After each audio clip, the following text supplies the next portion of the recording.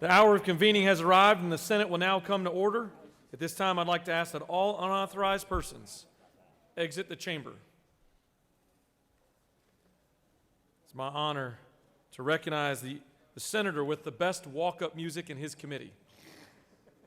Mr. President, it is.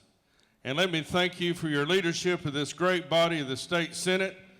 And as I say, it's hot Atlanta, and it's not because of the weather, it's the politics. But we make it work here in the state Senate. A moment in time in 1964, the Milwaukee Braves owners completed a negotiation to move to the team to the city of Atlanta, Georgia. The rest is history. And the senator from the 56 has told me today is the hula hoop day, and it was created in 1963 in this history, and the senator from the 56 is the hula hoop champion when he was in school in upstate New York. Also, we've got a spatula here that the grandmother from the senator of the 7th has brought to remind him to behave. Mr. President, the journal's been read and found to be correct. It's somehow surprising that you and the senator from the 56 are that close. Is there objection to dispensing with the reading of the journal? The chair hears none, and the reading of the journal is dispensed with. Is there objection to the confirmation of the journal? The chair hears none, and the journal is confirmed. All senators who have bills and resolutions, please bring them to the secretary's desk at this time. Mr. Secretary, first reading of Senate bills and resolutions, please. Senate Bill 496 by Senator Brass of the 28th and others. A bill to be titled an act to amend Title 46 of the OCGA relating to public utilities and public transportation so as to prohibit governmental entities from adopting any policy. Regulated industries. Senate Bill 497 by Senator Kennedy of the 18th. A bill to be titled an act to amend Chapter 15 of Title 36 of the Official Code of Georgia Annotated relating to county law libraries so as to allow county governing authorities to authorize the charging and collection. State and local government general. Senate Bill 498 by Senator Harbison of the 15th and others. A bill to be titled an act to amend Chapter 4, Title I of the OCGA relating to holidays and observances so as to declare a day of prayer and remembrance for first responders, to provide for related matters. Public safety. Senate Resolution 899 by Senator Ginn of the 47th and others. A resolution creating the Senate Alcohol Franchise Law Study Committee and for other purposes. Rules. Senate Resolution 901 by Senator Robinson of the 29th and others. A resolution encouraging the coverage of IVF procedures under the State Health Benefit Plan and for other purposes. Health and Human Services. Back, please, order, Mr. President.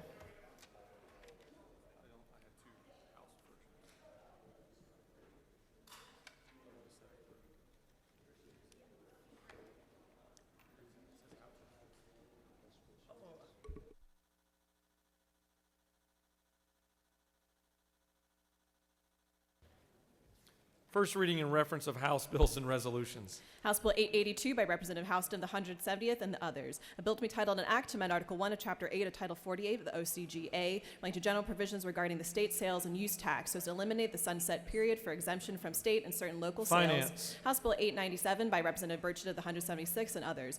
A bill to be titled an act to amend Code Section 12624 of the OCGA, relating to notice of timber harvesting operations, so as to require that the State Forestry Commission to create a standing. House Bill 918 by Representative Cooper of the 43rd and others. A bill to be titled an act to amend Article 6 of Chapter 4 of Title 26 of the OCGA relating to pharmacies so as to revise various provisions relating Health to and Human Services. House Bill 946 by Representative Knight of the 130th and others. A bill to be titled an act to amend Chapter 64 of Title 33 of the OCGA relating Insurance and Labor. House Bill 947 by Representative Knight of the 130th and others. Bill to be titled an act to amend Article 7 of Chapter 4, Title 49 of the OCGA relating to Medicaid generally, so as to require the Department of Health and Human Services. House Bill 968 by Representative Administration of the 104th. Bill to be titled an act to amend Article 4 of Chapter 3 of Title 8 of the OCGA. Judiciary. That please order, Mr. President. Mr. Secretary, will you please read the reports of standing committees? Mr. President, the Senate Agriculture and Consumer Affairs Committee has had under consideration the following legislation and instructed me to report the same back to the Senate with the following recommendation. Senate Bill 358 do pass. Senate Bill 468 do pass. Senate Bill 381 do pass. Senate Bill 338 do pass by committee amendment. House Bill 777 do pass. Respectfully submitted by Senator Wilkinson of the 50th District Chair. Mr. President, the Senate Committee on Education and Youth has had under consideration the following legislation and instructed me to report the same back to the Senate with the following recommendation. Senate Bill 101 do pass by substitute. Senate Bill 386 do pass by substitute. Senate Bill 387 do pass. Senate Bill 466 do pass by substitute. Senate Bill 447 do pass by substitute. Senate Bill 398 do pass. Respectfully submitted by Senator Martin of the 9th District Chair. Mr. President, the Senate Committee on Health and Human Services has had in consideration the following legislation and is directing me to report the same back to Senate with the following recommendation. Senate Bill 321 do pass by substitute. Senate Bill 417 do pass. Senate Bill 482 do pass by substitute. Senate Bill 483 do pass by substitute. Respectfully submitted by Senator Watson of the 1st District Chair. Mr. President, the Senate Committee on Judiciary has had in consideration the following legislation and is instructed me to report the same back to the Senate with the following recommendation. Senate Bill 437 do pass by substitute. Senate Bill 390 do pass by substitute. Respectfully submitted by Senator Stone of the 23rd District Chair. Mr. President, the Senate Committee on Natural Resources and the Environment has had in consideration the following legislation and instructed me to report the same back to the Senate with the following recommendation. Senate Bill 445 do pass. Senate Bill 426 do pass by substitute.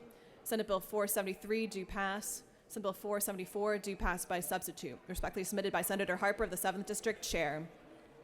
Mr. President, the Senate Committee on SLOGO has under consideration the following legislation and instructed me to report the same back to the Senate with the following recommendation. House Bill 985 do pass. House Bill 990 do pass. House Bill 1005 do pass. House Bill 921 do pass. Respectfully submitted by Senator Anderson of the 24th District Chair. Mr. President, the Senate Committee on Veterans, Military, and Homeland Security has had in consideration the following legislation, instructing me to report the same back to the Senate with the following recommendation. Senate Bill 493 do pass. Respectfully submitted by Senator Thompson of the 14th District Chair. Mr. Secretary, pursuant to Senate Rule 2-1.6, I hereby give notice that I will introduce a minority report to be read along with a majority report of Senate Bill 493. Respectfully submitted by Senator Karenchak, District 48. Mr. President, the Senate Committee on Health and Human Services has had on consideration the following legislation, instructing me to report the same back to the Senate with the following recommendation. Senate Bill 28 do pass by substitute. Respectfully submitted by Senator Watson, the 1st District Chair. Okay. Mr. President, the Senate Committee on Education and Youth has had on consideration the following legislation, instructing me to report the same back to the Senate with the following recommendation. Senate Bill 486 do pass by substitute. Senate Bill 430 do pass by substitute. Senate Bill 404 do pass by substitute. Senate Resolution 776 do pass. Senate Bill 349 do pass by substitute. Respectfully submitted by Senator Martin of the 9th District Chair. Stack, please order, Mr. President.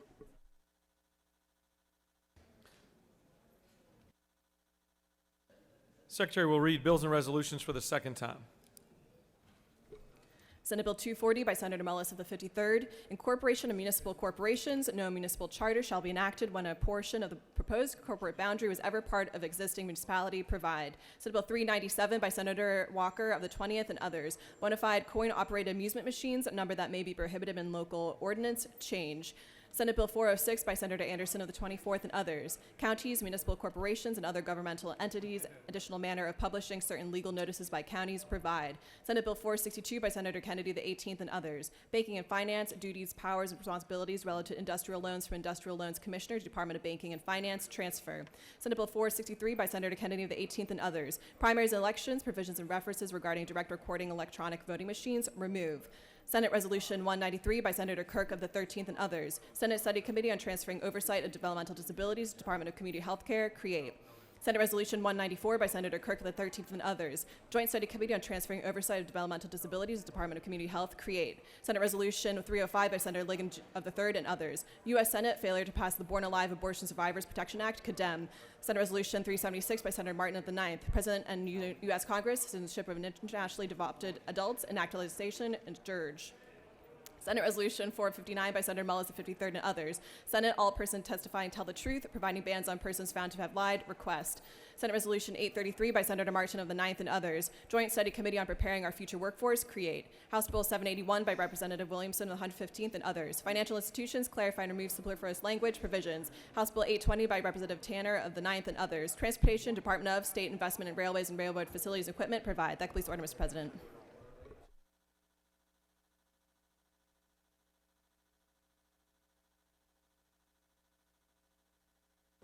All right, it's now time for our morning roll call. It is now time for our morning roll call. Are there any, I'm trying to stall here for everyone to find this room. Are there any motions to excuse? The chair recognizes the senator from the 33rd. Thank you, Mr. President. Good morning. I ask for unanimous consent to excuse the senator from the 35th for business outside the Capitol. Without objection, the senator from, I think I wrote it down, 35th is excused. Any other? Chair recognizes the senator from the 48th.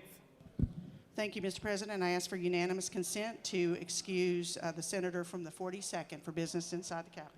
Without objection, the senator from the 42nd is excused. The chair recognizes the senator from the 11th.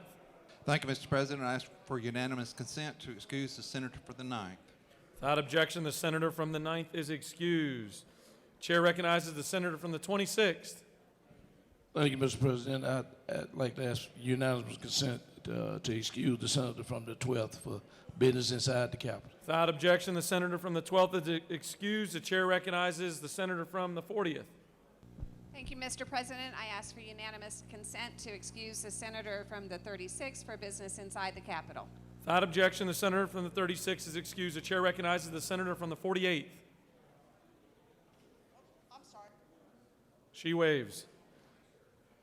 Any other additional motions to excuse? The chair sees none. The secretary will call the roll of senators. Signify your presence by voting the yea switch. The secretary will unlock the machine.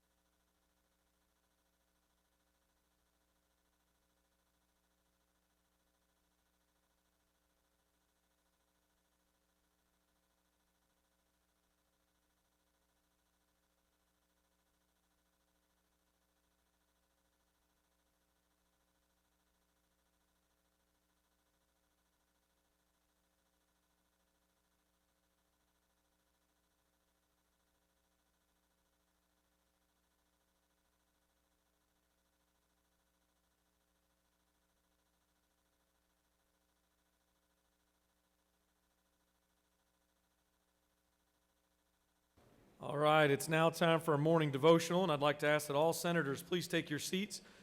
All senators, please take your seats and cease all audible conversations. I'd like to ask that the doorkeepers secure the chamber at this time.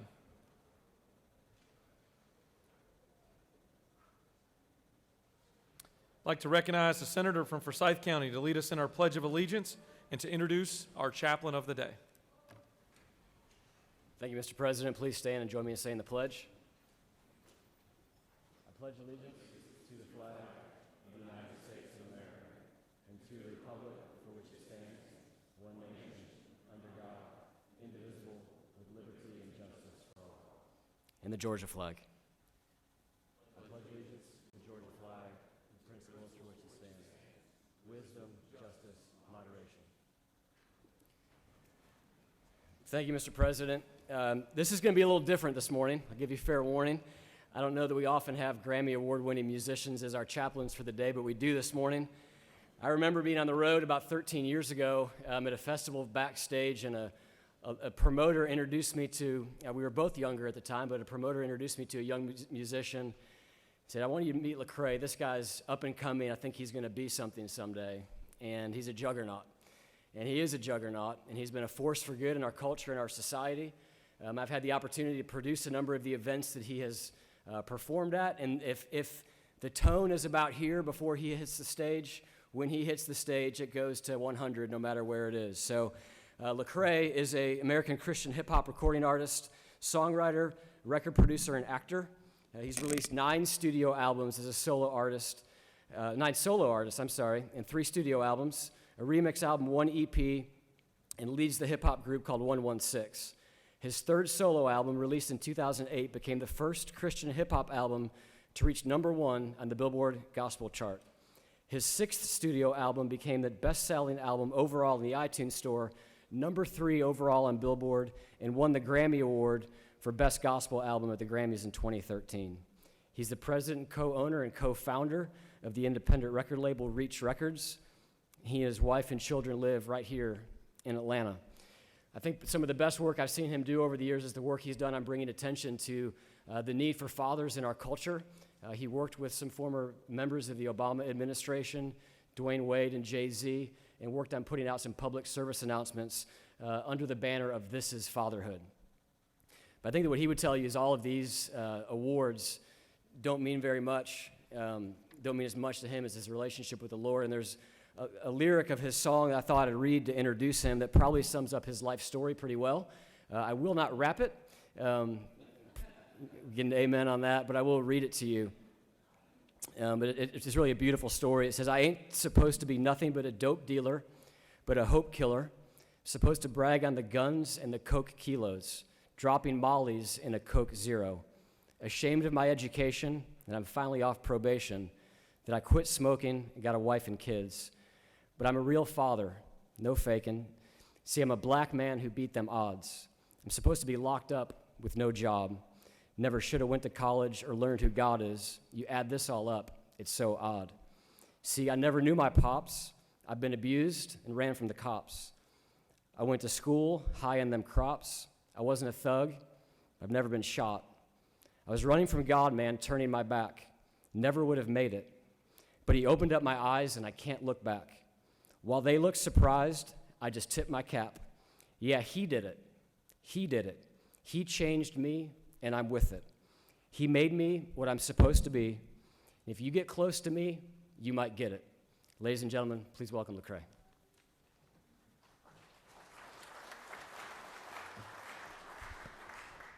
Thank you. He's trying to steal my job. Well, it's an honor to be here today. This is a very unique audience for me, so this is great.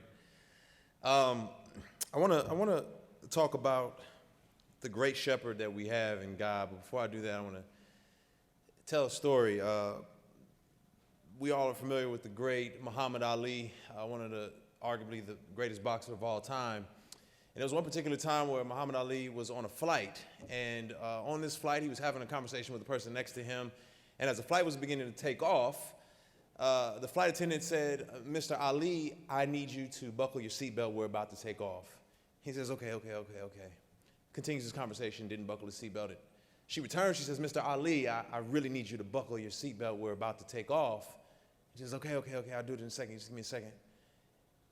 Right as the plane is about to take off, she comes and says, Mr. Ali, I'm so sorry, but the plane is taking off. We need you to buckle your seatbelt. And he says, listen here, Superman don't need no seatbelt. And she responds to him and she said, Superman don't need no plane. Now buckle your seatbelt. I tell that story because oftentimes we parade around as heroes. We parade around as Supermen and Wonder Women instead of being honest with ourselves. I mean, look at us. We're in here in our regal attire, our robust knowledge of policies or lack thereof. We're in here with incredible education and insight, and I don't want to take away any of those attributes that all of us possess. But if we're honest with ourselves, on our best day, we are about as graceful as a giraffe on ice skates. Right? If people really got to know us, they would see how human we are, how erred we are, how flawed we are, and that's okay.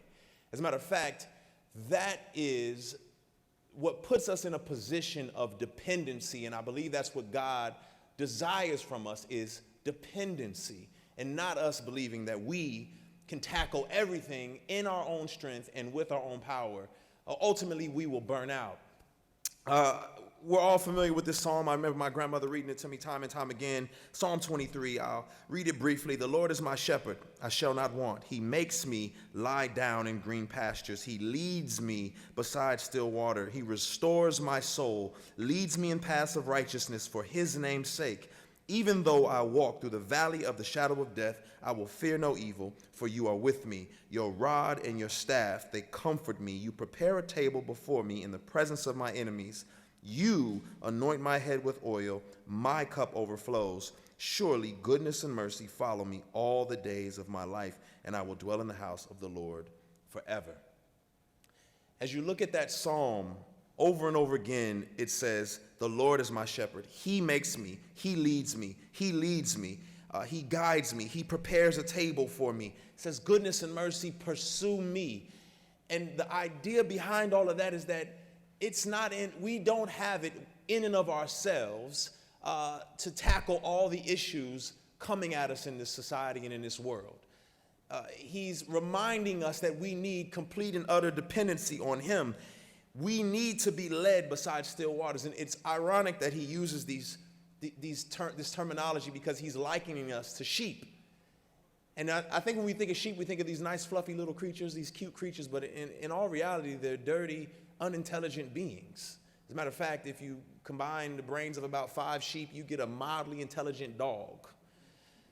So God refers to us as sheep in order to remind us how needy we are, how he has to lead us by still waters, how he needs to restore our souls. And what we have a tendency to do is take on the weight of the world on our own shoulders, trying to be superheroes. And what that does is it creates storms in our lives, stresses, anxieties, depressions, heartache, disappointments, and pain. And when we're in the midst of a storm, we tend to try to handle it in one of 3 ways. I liken it to water vessels, boats. The first kind of boat is a speedboat.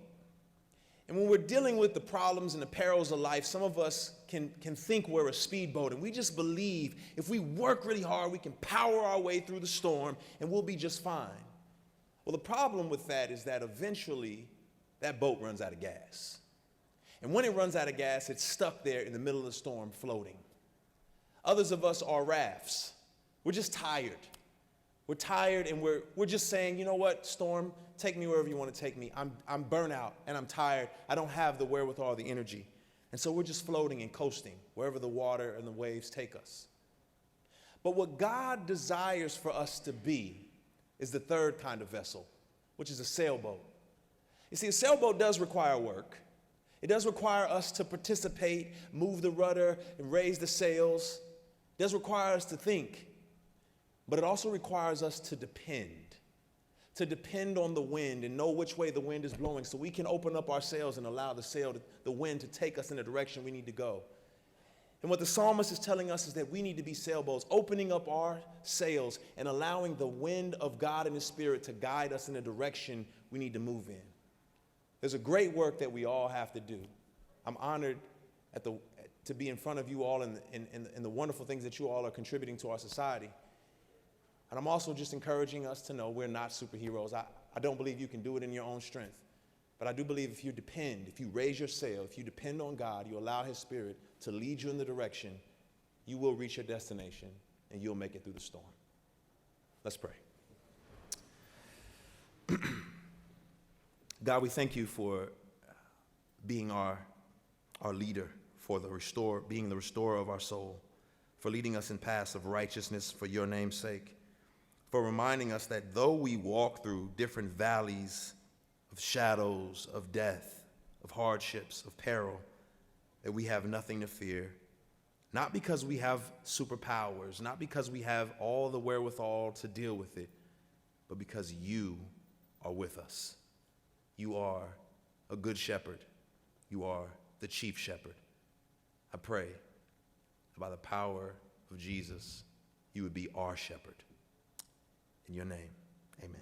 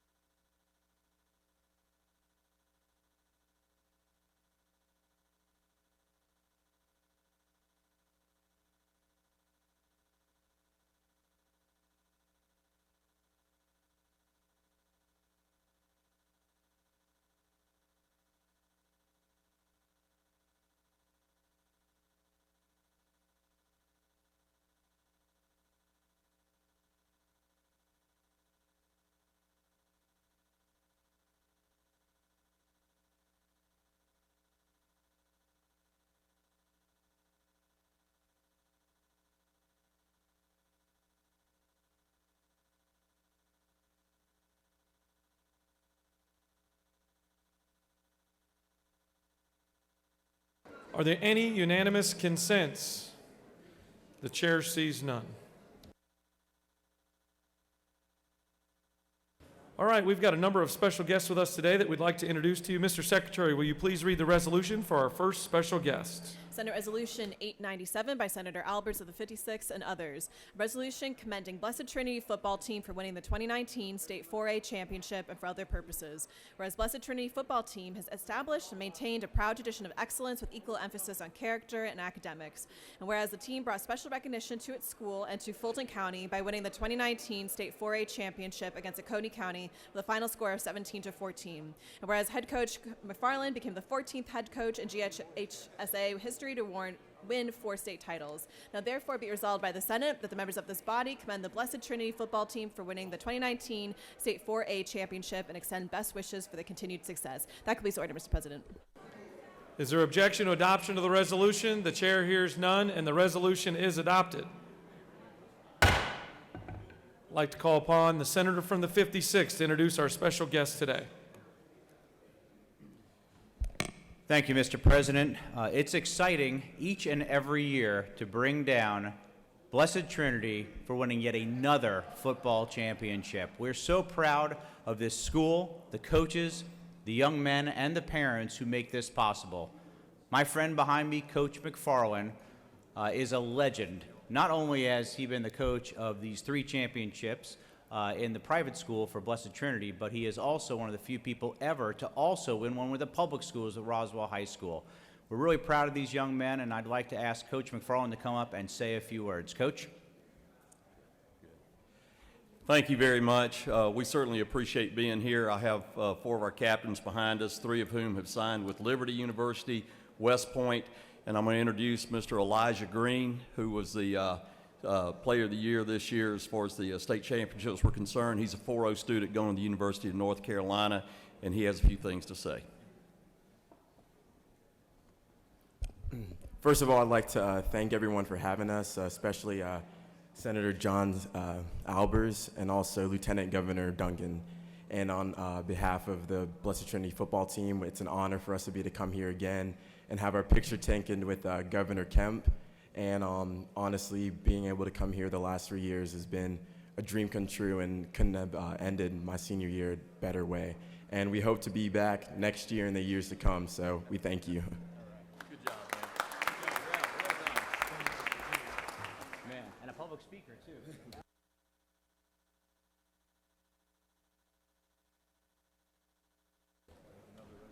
Mr. Secretary, will you please read the resolution for our next special guests? Senate Resolution 723 by Senator Rahman of the 5th and others. A resolution recognizing and commending the Islamic Speakers Bureau of Atlanta and for other purposes. Whereas since 2001, the Islamic Speakers Bureau of Atlanta has been working to make Georgia a more welcoming and connected state. And whereas ISB provides awareness and inclusion training to officials in city, county, and state law enforcement agencies. And whereas ISB develops and recognizes leadership and prepares young people to become the next generation of leaders for our complicated world. And whereas ISB is dedicated to providing unparalleled service and support and remains steadfastly committed to the principles of skill, integrity, and responsibility. Now therefore be resolved by the Senate that the members of this body recognize and commend the Islamic Speakers Bureau of Atlanta for its continued good work in this great state. That completes the order, Mr. President. Is there objection to adoption of the resolution? The chair hears none, and the resolution is adopted. I'd like to call upon the senator from the 5th to introduce our special guest today. Thank you. Good morning, Mr. President, fellow Georgia Senator. Today is my honor to introduce to you the Islamic Speakers Bureau and some of the members who are here. I'd like to, before I introduce Ms. Sumaya, I'd like to welcome some of the folks that we have from Islamic Speakers Bureau at the gallery. If you can stand. And I want everybody to give them a Senator welcome. Thank you. Ms. Sumaya Khalifa is one of the leaders of our community here in Georgia. In 2001, Ms. Sumaya Khalifa, along with a group of Atlantans, launched Islamic Speakers Bureau, ISB of Atlanta. As the current executive director of ISB, she served the Muslim, the wider community, by building bridges of understanding creating interfaith partnership, developing community leaders, and creating space for mutual understanding and respect. Under Somaya's leadership, the ISB has developed its core programming and launched other key initiatives, including ISB Leadership Institute, 100 influential Georgia Muslim, and 40 under 40 Georgia Muslim. I'm yet to make any of this list.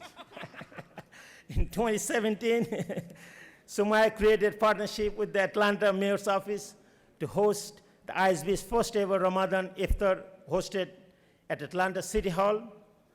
Somaya has received many awards and recognition for her work with the ISB, Academy of Women's Achiever, YWCA, Arab American Achiever Award, Aleph Institute, City of Atlanta Phoenix Award, FBI Community Leadership Award, Citizen Diplomat of the U.S. State Department.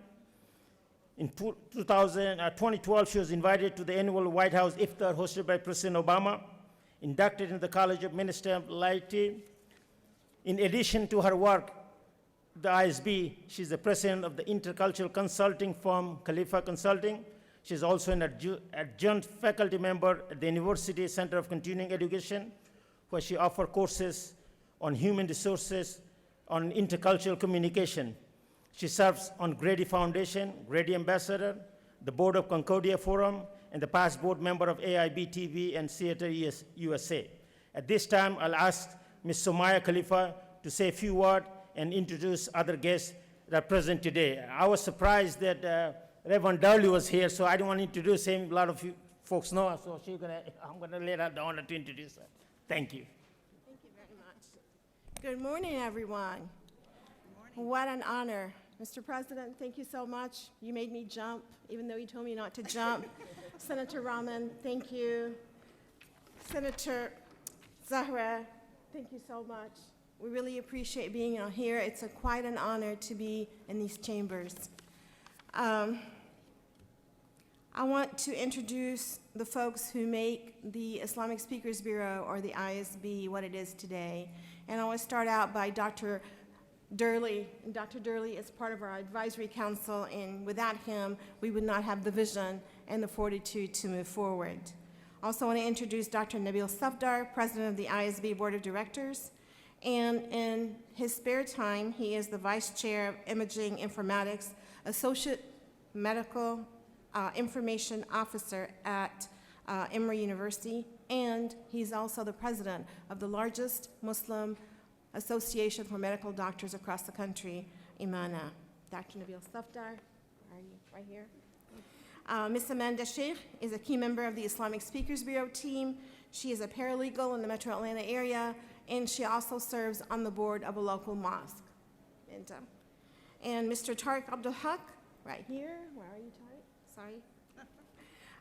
He's a leadership consultant extraordinaire, and he also co-leads our Leadership Institute. Mr. Greg Cole is the executive director of Man's House with the Episcopal Diocese of Atlanta, and Greg acts as our honorary chair for our advisory council. And Greg, there you are.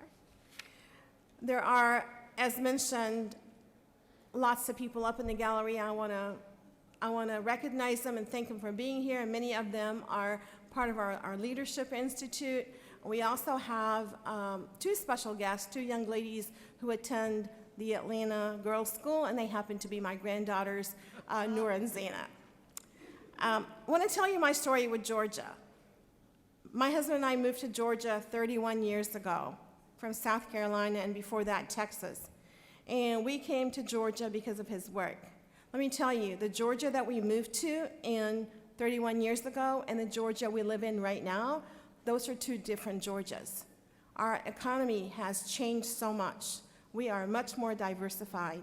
Not only that, we as a population, we became more diverse.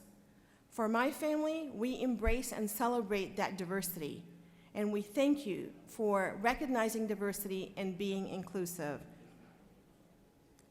And I have to tell you, we're very proud Georgians, and we are here to stay. Thank you again for recognizing us, for having us in your chambers. Thank you very much.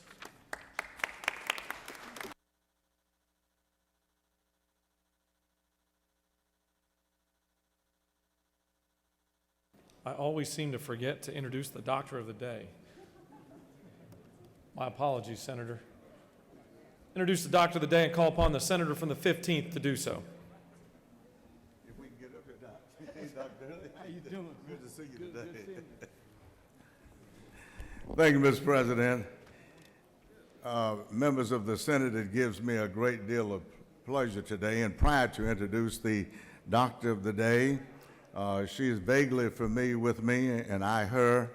The doctor of the day hails from Columbus, Georgia, where she works with the Women's Health Department and is affiliated with Valley Healthcare System. She received her medical degree from the University of Iowa College of Medicine, and she did a practice intern residency at Mercer University in Macon, Georgia. It gives me a great deal of pleasure today, and I ask you to welcome my daughter-in-law, Dr. Kamisha Harbison, to the State Senate. Thank you. Thank you so much, Dad. It is a pleasure. It's an honor. My dad is everything that I know that you see in him. This is what he displays in the home, and I'm so grateful and thankful to be here to serve today. I'm an obstetrician gynecologist, and I know that you're all aware of the maternal mortality and infant mortality in the state of Georgia, and I'm so grateful and thankful to say, hey, we're all partnering together. The work that you do here in this room, it benefits and impacts every woman. I love serving women because women are mothers, husbands, aunts. They take care of children. And so if I take care of one woman, I'm taking care of many communities. And you are doing the same. Thank you so much for the opportunity to come and serve today. Thank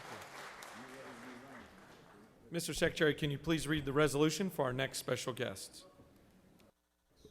Senate Resolution 670 by Senator Mullis of the 53rd. A resolution congratulating the Chattooga High School wrestling team for winning the Class 2A Boys 2019-2020 Wrestling Dual State Championship and for other purposes. Whereas the Chattooga High School boys wrestling team has established and maintained a proud tradition of excellence with equal emphasis on character and academics. And whereas this all-star team included 5 state finalists and 4 state individual champions from last season. Now therefore be resolved by the Senate that the members of this body congratulate the Chattooga High School boys wrestling team for winning the Class 2A Boys 2019-2020 Wrestling Dual State Championship and extend best wishes for the continued success. That completes the order, Mr. President. Is there objection to the adoption of the resolution? The chair hears none, and the resolution is adopted. I'd like to call upon the senator from the 53rd to introduce our special guest today. Thank you, Mr. President. Ladies and gentlemen, it is my honor to talk about Northwest Georgia. Great things happen there. It's a wonderful place to represent, wonderful people, and state champs wrestling team. Please welcome the Chattooga County Boys Wrestling State Champs Class AA team. And let's give them a hand up there in the audience, too.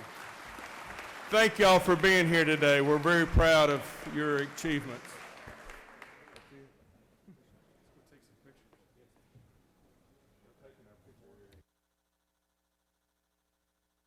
Mr. Secretary, can you please read the resolution for our next special guests? Senate Resolution 847 by Senator Anderson of the 24th and others. A resolution commending Georgia's 8 food banks and recognizing March 5th, 2020 as Georgia Food Bank Day at the state capitol and for other purposes.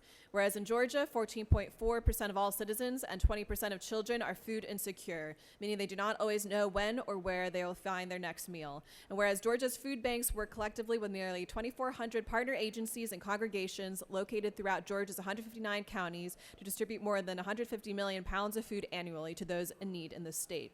And whereas these food banks work tirelessly to decrease food insecurity for low-income and needy children, seniors, and working families in Georgia, serving 156,000 individual clients per week. And whereas these food banks work collaboratively with the state to provide a healthy and adequate food supply for Georgians in need.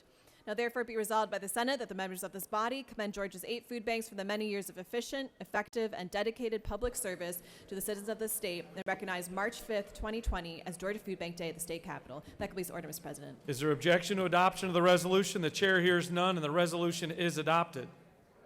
I'd I know all of us are grateful for the work of this great group, and I'd like to recognize the senator from the 24th to introduce them.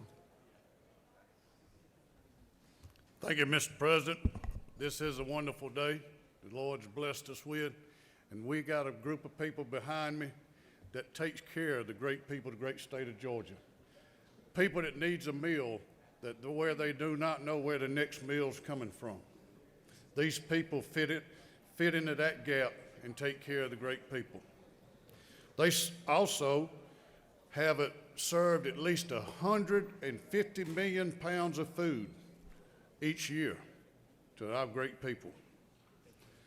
Also, they serve 156 individual meals per week. It is my honor to say today that is Georgia Food Bank Day, March the 5th, and I would like to ask for Dana Kraft to come and say a word or two. Thank you. We appreciate being in the chamber today with you. Thank you for having us in. It thrills me to be able to recognize the people here who do hard work every day through their network of more than 2,400 partner agencies and congregations to feed people who have fallen on tough times in Georgia. Together, we lead a statewide effort to end hunger in Georgia, and we appreciate being with you today. Thank you for the proclamation.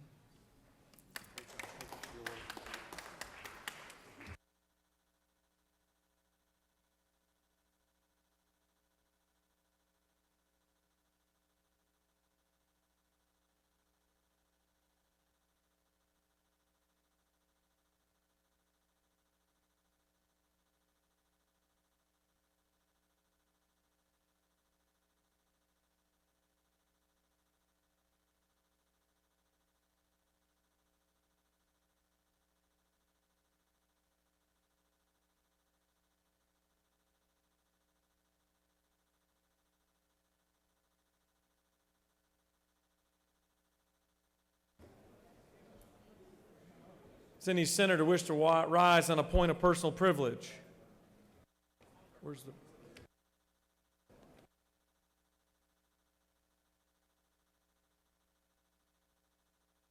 Chair recognizes the senator from the 39th for a point of personal privilege.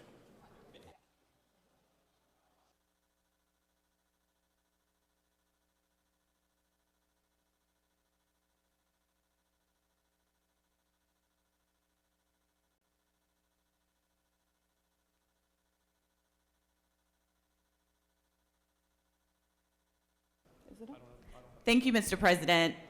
Good morning, colleagues. Today, I rise to talk about a very important issue that is not only affecting students and schools in my district, but schools and students across the entire state of Georgia, so that means your constituents and your communities as well.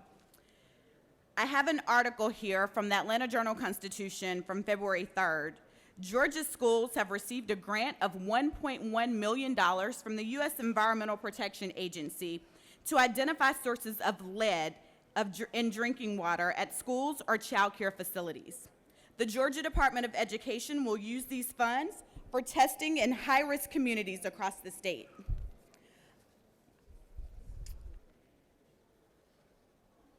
In Atlanta, water sources of 25 of 60 schools have been tested have lead above 15 parts per billion, the level at which the EPA recommends remediation. There is no amount of lead that is safe for children. There is zero amount of lead in water that is safe for children. Exposure can lead to lowered IQs, damage to the brain and nervous system, slow growth and behavioral problems in young children, according to the Centers for Disease Control and Prevention. Few states have provided funding for lead testing through school drinking water programs. A 2017 bill right here in the Georgia Senate that would have required school water testing died in the House. It was reintroduced last legislative session by yours truly as SB 199, but it has failed to have a hearing to date. In 2018, the EPA introduced the Federal Action Plan to reduce childhood lead exposures and associated health impacts. Part of that includes a proposed rule that will require water systems to take drinking water samples from the schools and child care facilities they serve. The grant announcement came just days after the EPA held a public meeting to discuss the cleanup of lead-contaminated soil at 66 properties in the West Side neighborhood of English Avenue right here in Atlanta in my Senate district. Of 124 samples taken in the neighborhood, more than half have shown lead concentrations above the risk levels set by the federal agency. This month, the agency will begin moving the contaminated soils to a licensed waste facility and will fill the excavated areas with clean soil. Air will be monitored during the excavations to ensure the safety of residents and workers. And the property owners of 368 properties between Joseph E. Boone Boulevard and Chestnut Street, Cameron Alexander Boulevard, and the old CXL rail line. Prompted by data that Emory doctoral students shared in 2018 showing elevated levels of lead in soil samples, the EPA surveyed the area and discovered slag on 2 slots near Elm Street. Colleagues, please join me in requesting a hearing on SB 199 to require the lead testing of water in our schools for our children. Thank you. Chair recognizes the senator from the 14th for a point of personal privilege.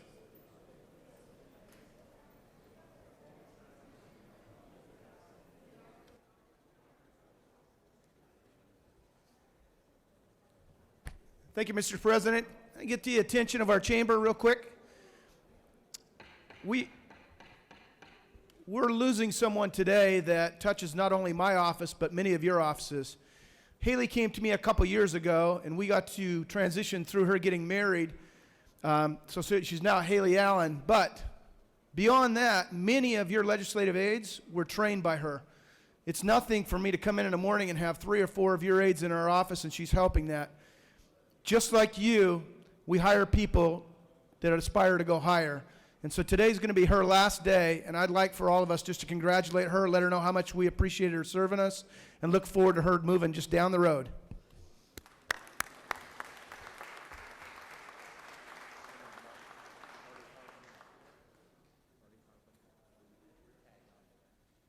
Chair recognizes the senator from the 16th.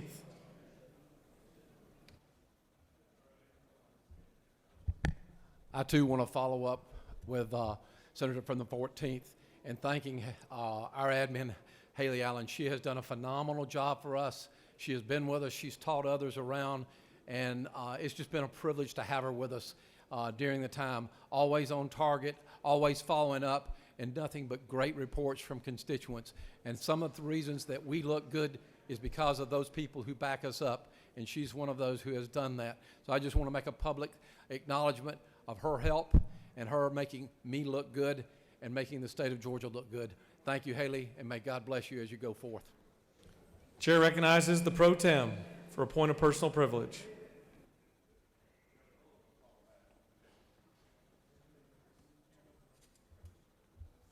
Thank you, Mr. President. As I look in this gallery and see all these ladies dressed in red here, I think it's very fitting that we're honoring Beverly Smith this morning. Beverly Smith is the 26th National President of Delta Sigma Theta Sorority. She's an active member of the Marietta Roswell chapter for over 30 years. She's recently retired from the Technical College of Georgia. She is an entrepreneur, and at the Technical College of Georgia, she was the adult education specialist and GED testing coordinator, and the lives of many Georgians have been improved significantly through her efforts and through her vocation at the Technical Colleges of Georgia. As an educator, Beverly was an administrator at Kent State University and Georgia State University. She's on the board of directors of Chattahoochee Technical College. She's a Cobb executive woman. She's a 1988 graduate of Leadership Cobb, but more importantly, or equally as important at least as all that, is her sisterhood in Delta Sigma Theta sorority, her role as a wife and a mother and a grandmother. Ladies and gentlemen, if those in the gallery would stand to honor Miss Smith, I give to you a lady of poise and dignity and success, Beverly Smith. God bless you and Godspeed. Chair recognizes the senator from the 42nd for a point of personal privilege.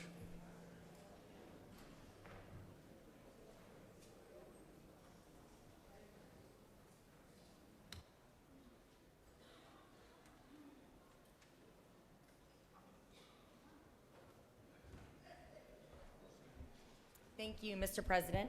Good morning. We have so many great things going for us in Georgia. We have a beautiful geography with mountains and coast, a growing population, the busiest airport in the world, and a robust economy. But I rise this morning to draw attention to something that we aren't as proud of. We're failing to protect our state's children and their mothers. Georgia's maternal mortality rates are the worst in the nation and liken us to countries like Uzbekistan. Georgia's Department of Public Health admits that the numbers they report are likely lower than the actual number of women who died during and shortly after childbirth. In the recent House Study Committee research, it was estimated that our state's new mothers were 52% more likely to die in the first year after giving birth than other mothers around the country.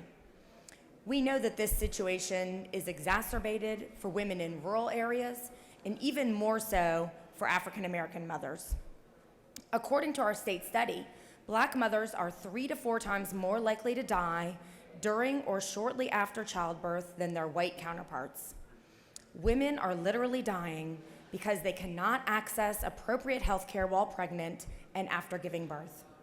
It's time to stop talking and start acting, especially when 60% of these maternal deaths are preventable. That's right.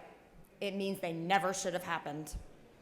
In the past few years, we've at least said we're concerned and want to help women and Black women and women in rural Georgia, and we've even included new funding for research on maternal mortality in the hopes of finding out the true numbers of deaths and root causes so that we can find the ways to prevent these deaths.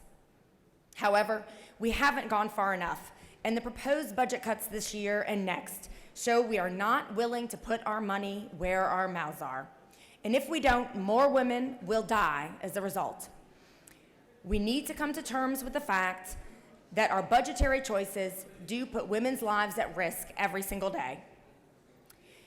You can tell a lot about a community by what it funds.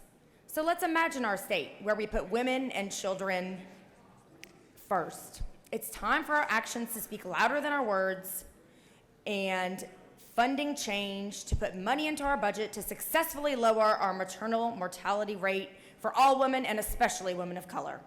We should increase Medicaid coverage for mothers, as many low-income pregnant women only qualify for 60 days of coverage after giving birth. With this change of up to a year of Medicaid coverage, we can have an enormous impact on lowering the number of maternal deaths, because every single woman in Georgia should have equal access to health care and the resources they need for a healthy pregnancy and birth. Talk is cheap, and it's time to act. Thank you, Mr. President. I yield the well. Chair recognizes the senator from the 11th for a point of personal privilege.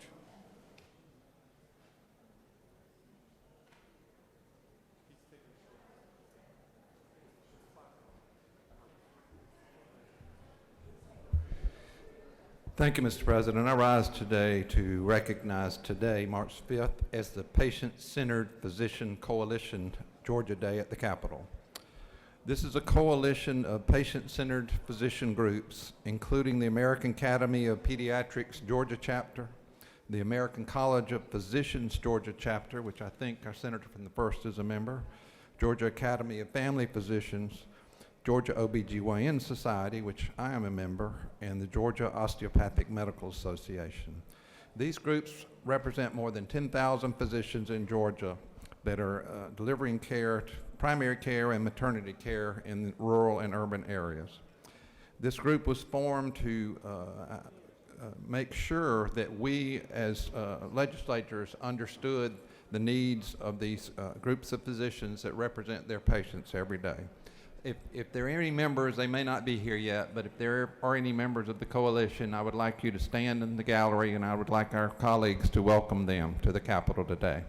Thank you. Mr. President, I yield the well.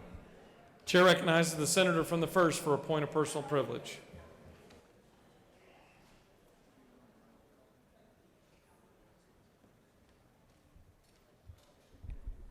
Thank you, Mr. President. I'm here today to remind you that the flu shot is available down in the medical aid station from 12 to 3 o'clock today. And not for just us, just for anybody here in the Capitol. And I'm also here to let you know that if you can't wash your hands, to continue to use your hand sanitizer. Anything with 60% above on ethyl alcohol will take care of any viruses, including coronavirus. Remember, we have 2 cases here in Fulton County, none in the rest of the state. We have about 200 people rotating on and off that, people under investigation.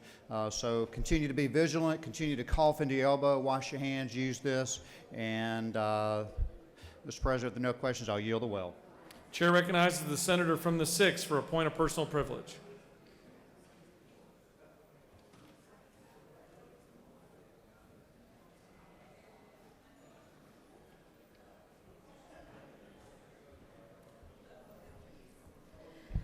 So this morning I come up here not as a senator from the 6th, but thank you.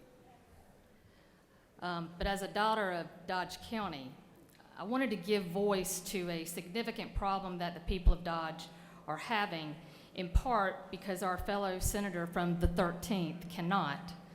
And I know he would want someone bringing attention to some of the issues in his district if he couldn't.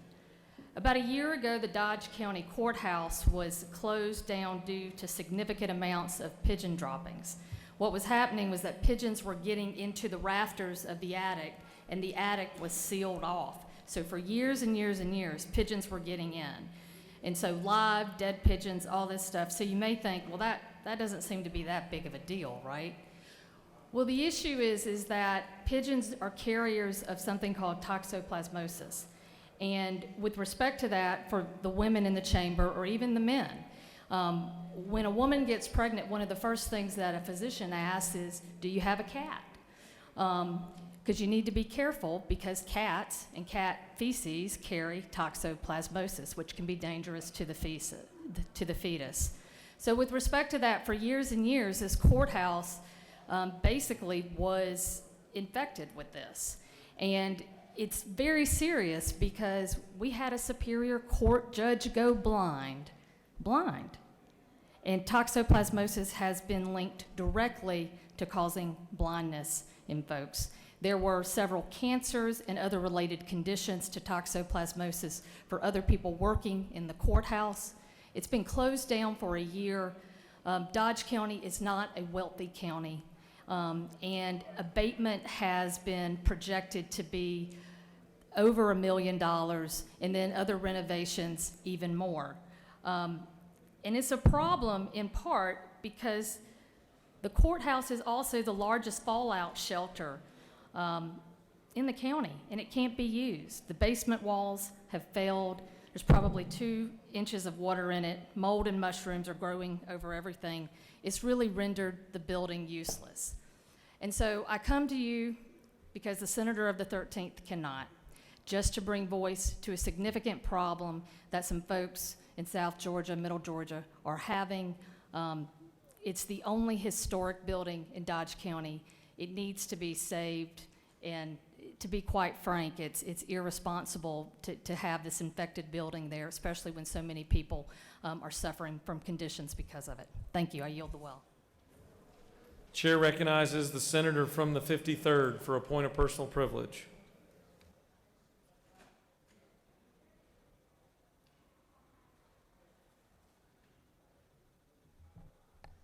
Thank you, Mr. President.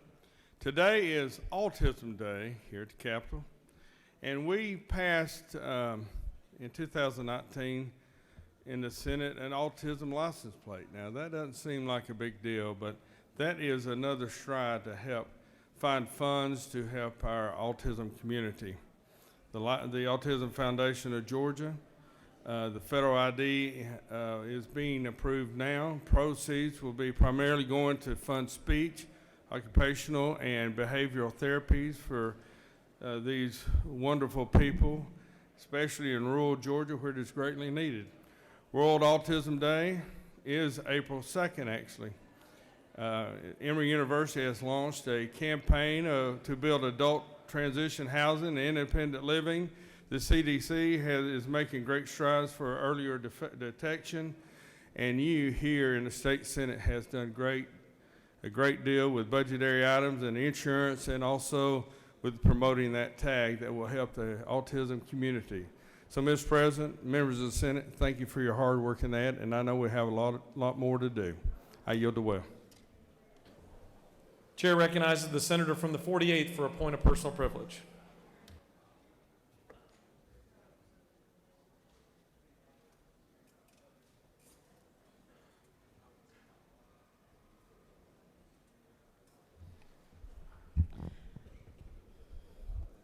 Thank you, Mr. President.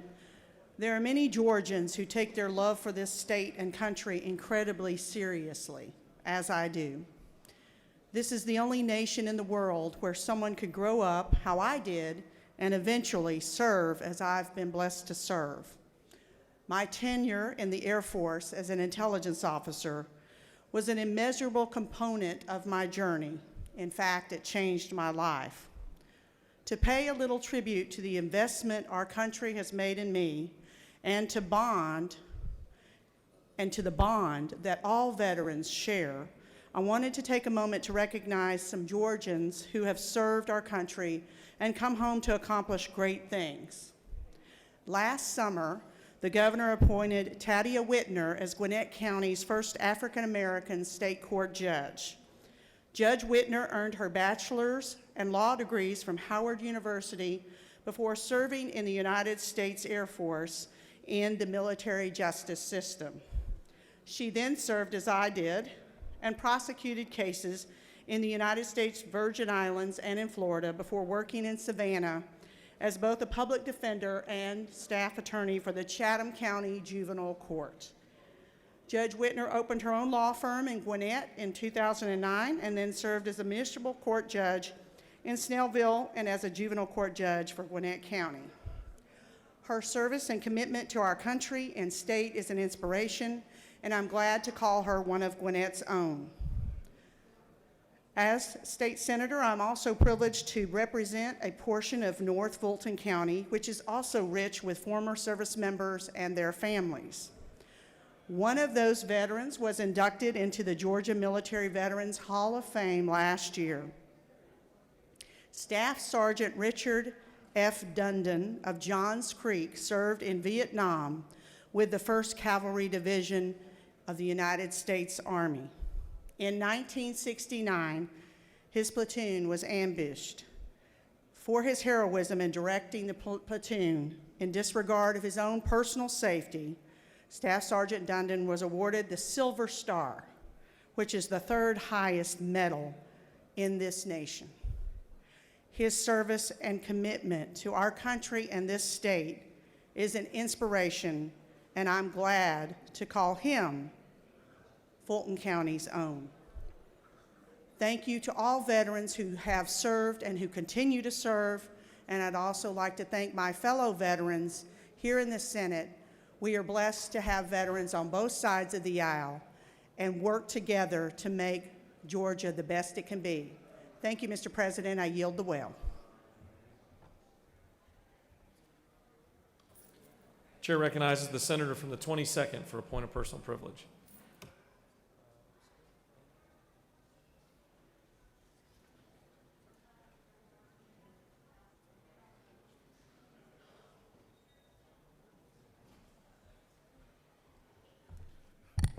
Thank you, Mr. President. I rise today because, as we know, there's a movement afoot, so to speak, for tort reform, or the better term of that actually is persons who have been harmed reform, as tort is nothing more than just a harm. It is a harm to a person. So when we discuss quote-unquote tort reform, what we actually mean is those persons who have been injured reform. So with that reform effort, we will hear various horror stories about runaway juries and all sorts of stories that will come about. But the question becomes, do we actually hear the full story?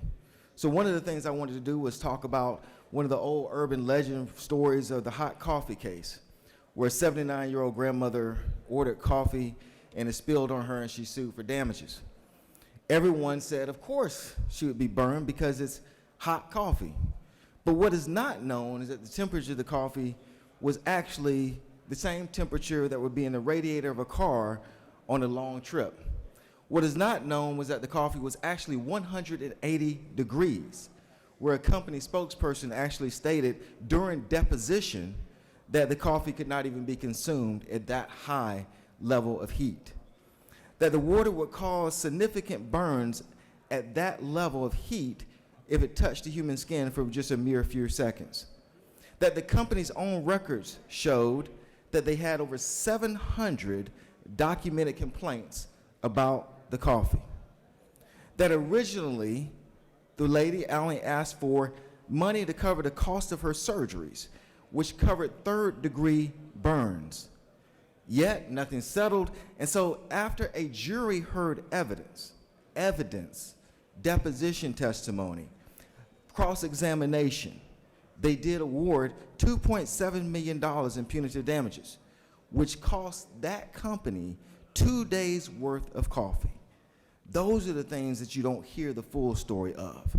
So as we embark on this reform of those who have been injured, not tort reform, because tort is an injury. So it's reforming the courthouse for those who have been injured. Please note that those stories have other sides, which are documented with witness testimony, depositions, evidence, and not just sound bites.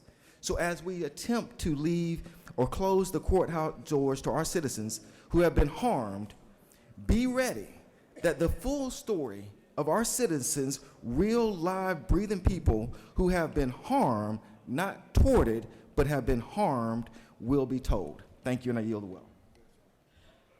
Chair recognizes the senator from the 43rd for a point of personal privilege.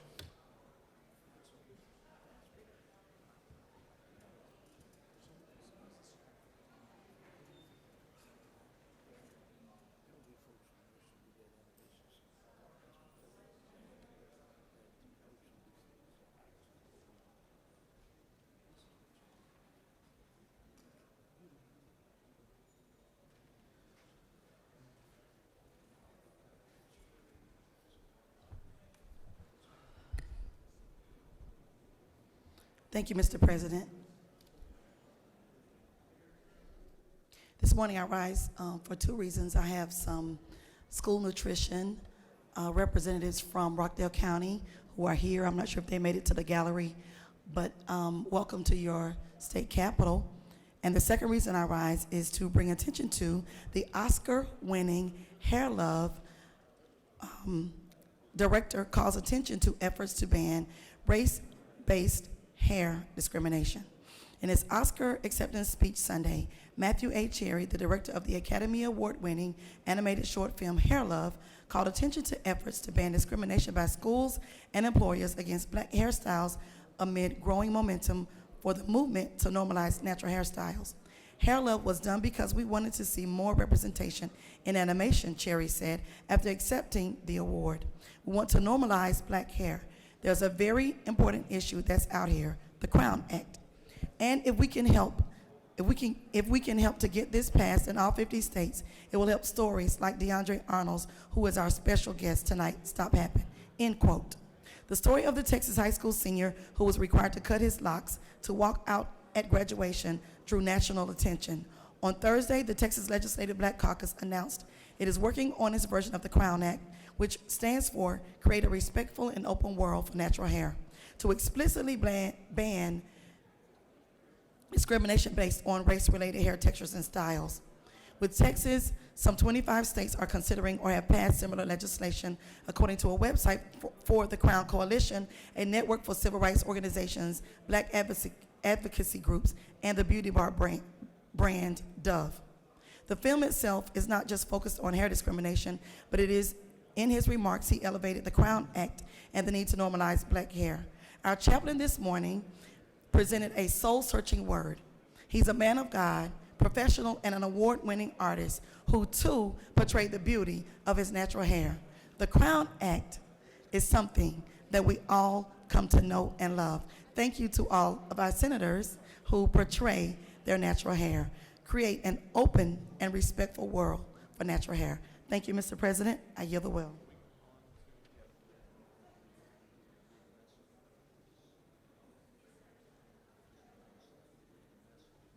Mr. Secretary, will you please read the message from the House?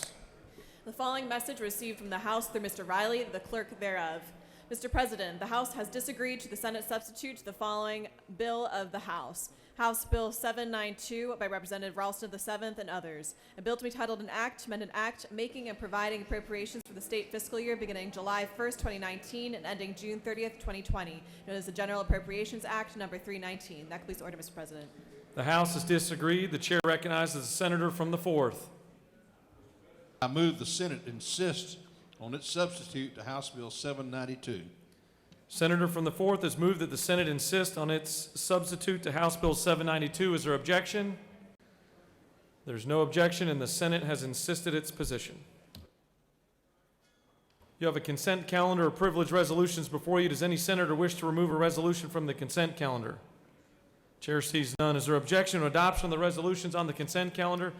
The chair hears none, and the resolutions on the consent calendar are adopted.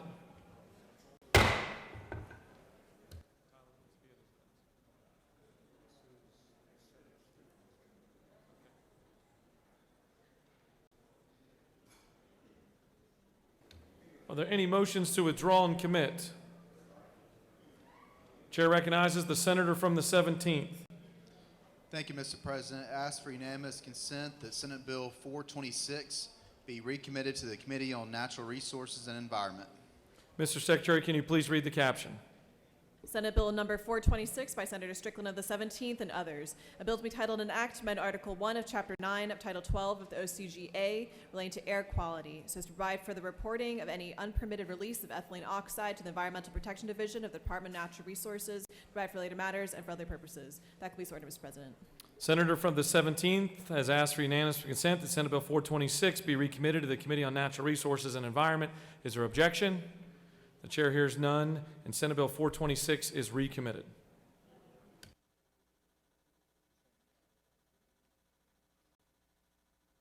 You have a consent calendar of local bills before you. Mr. Secretary, are there any objections filed to any bill on the local consent calendar? Mr. President, there are no objections filed. Is there objection to agreeing to the report of the Committee of State and Local Government, which is favorable to the passage of the bills on the local consent calendar? The chair hears none, and the report of the committee is agreed to. The question is on the passage of the bills on the local consent calendar. All those in favor will vote yea, opposed nay. The Secretary will unlock the machine.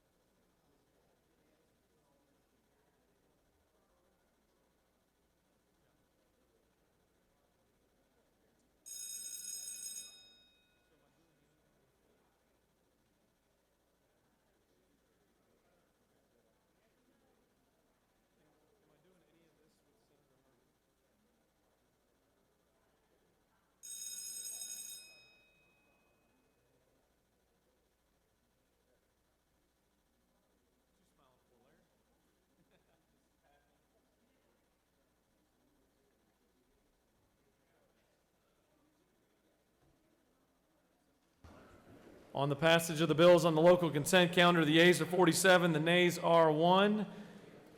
And these bills, having received the requisite constitutional majority, are therefore passed. Moving on to the rules calendar. Mr. Secretary, can you please read the caption to Senate Bill 313?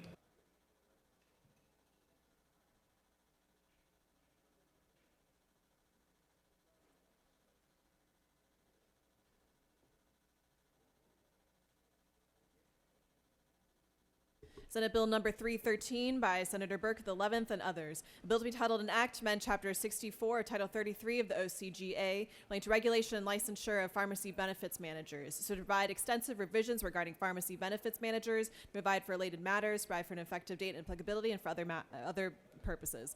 Mr. President, March 2nd, 2020, the Senate Committee on Insurance and Labor recommends that this bill do pass by substitute. Respectfully submitted by Senator Jones, Chair. Mr. President, the Senate Committee on Insurance and Labor offers the following substitutes: Senate Bill 313, a bill to be titled an act to amend Chapter 64 of Title 33 of the OCGA relating to regulation and licensure of pharmacy benefits managers. So it's to provide extensive revisions regarding pharmacy benefits managers, revise definitions, provide provisions relating to license requirements and filing fees, and for other purposes. Mr. President, Senator Martin of the 9th and Burke of the 11th offer the following amendment number 1 to amend the Senate Committee on Insurance and Labor substitute to Senate Bill 313 by striking lines 309 and 310 and inserting in lieu thereof the following. B, a pharmacy benefits manager shall offer a health plan the ability to receive 100% of all rebates it receives from pharmaceutical manufacturers. In addition, a pharmacy benefits manager. That completes the order, Mr. President. Chair recognizes the senator from the 11th to speak to Senate Bill 313.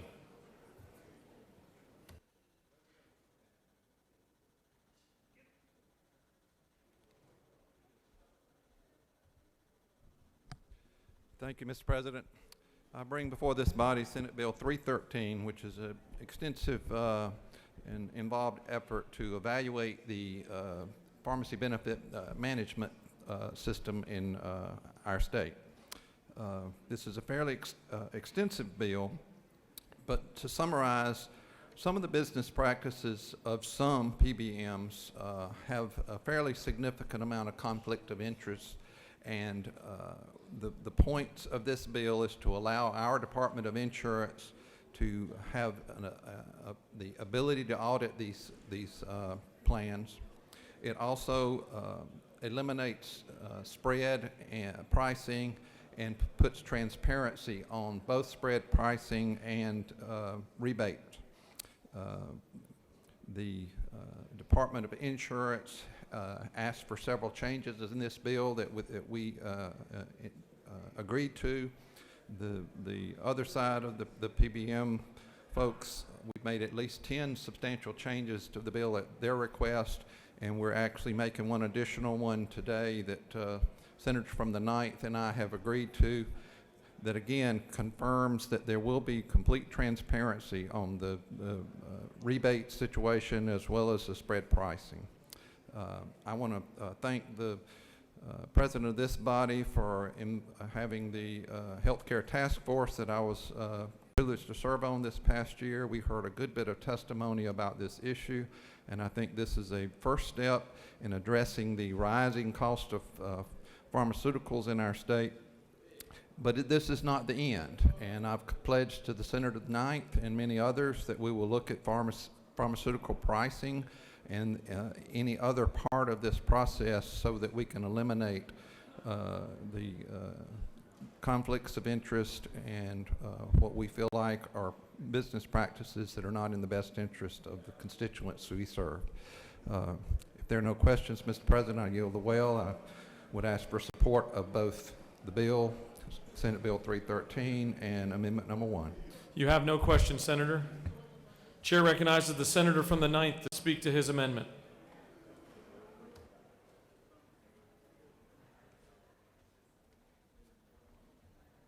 Thank you, Mr. President. I want to thank the gentleman from the 11th for working with me on this. I was part of the subcommittee and then the committee and got a lot deeper into this than I thought I was into this bill, and I appreciate the opportunity to do that.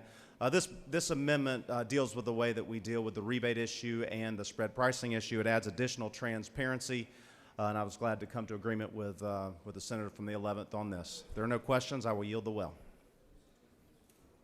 Senator, you have a couple of questions. The chair recognizes the minority leader for a question. Senator, yield. I will yield. I realize you just mentioned it offers transparency.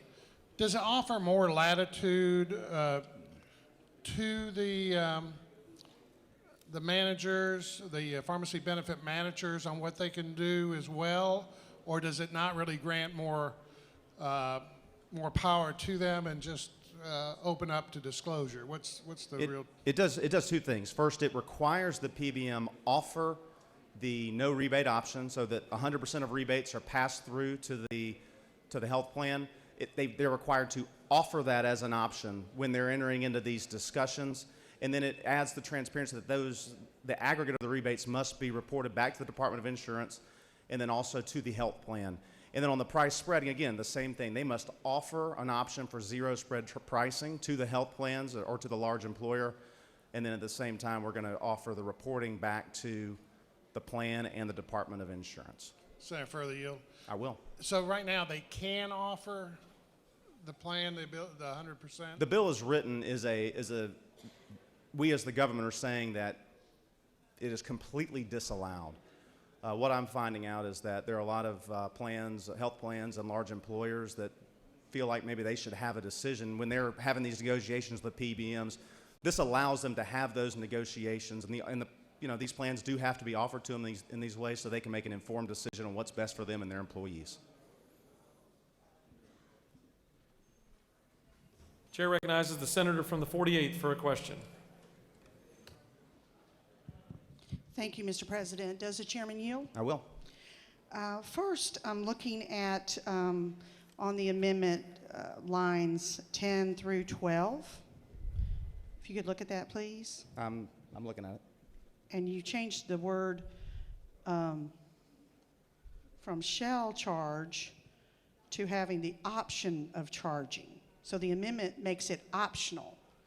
Could you please explain why that's been changed to be made optional? It's a mandatory offering.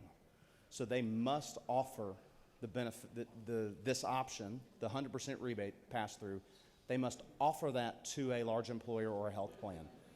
So the idea is that instead of the government just saying, this is completely disallowed, we're making sure that these options are offered to these health plans and they can make the best decision for their policyholders or employees. So in essence, it gives the health plan more flexibility in the charging of pricing? It allows them to negotiate a contract with the person who's purchasing these services. And that's the idea. In addition, the idea was, hey, we want to make sure we have additional transparency. So we also added additional reporting to there so that, when we come back next year or the year after, we can, as a legislature, begin to see the actual what's going on with price spread and also with rebating. Okay. And may I further? Absolutely. Question. On line 15, the end of line 15 to 16, such information shall be confidential and basically not subject to open records. And then you do have an exception for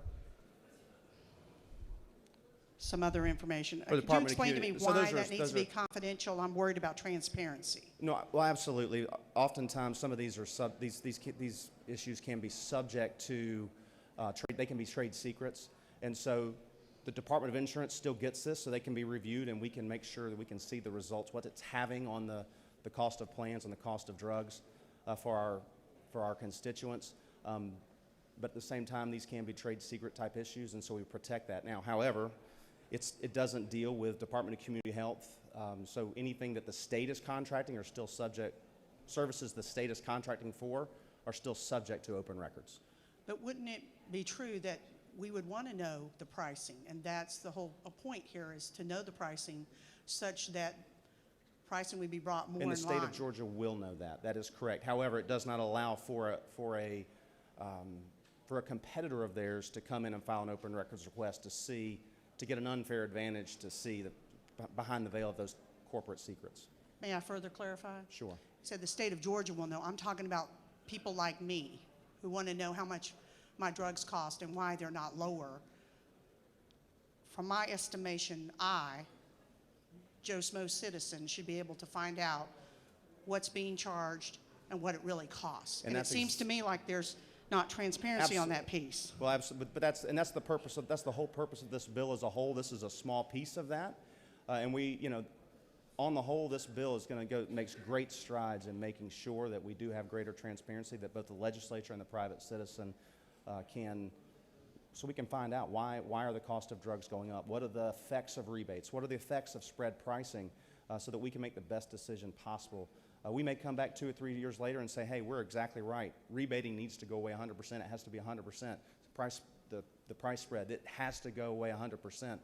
Right now, we don't really have all the data. We're going on stories that come back. So this is going to let us build that data if we decide to come back and make a total prohibition on that. This just allows large employers and health plans to be able to have these discussions with PBMs the services they want to contract for.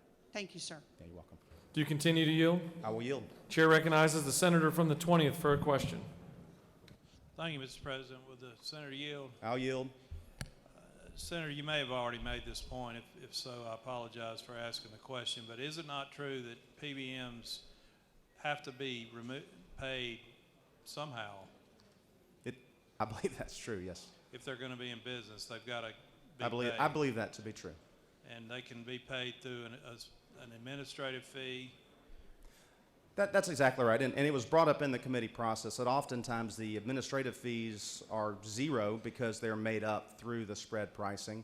And this amendment's going to allow the health plans and large employers to continue, if they choose to go that way, to allow their administrative fees to be zero, to be able to do it that way. But at the same time, we have the transparency to be able to make the best decision going forward, to see how this practice is affecting drug practices moving forward.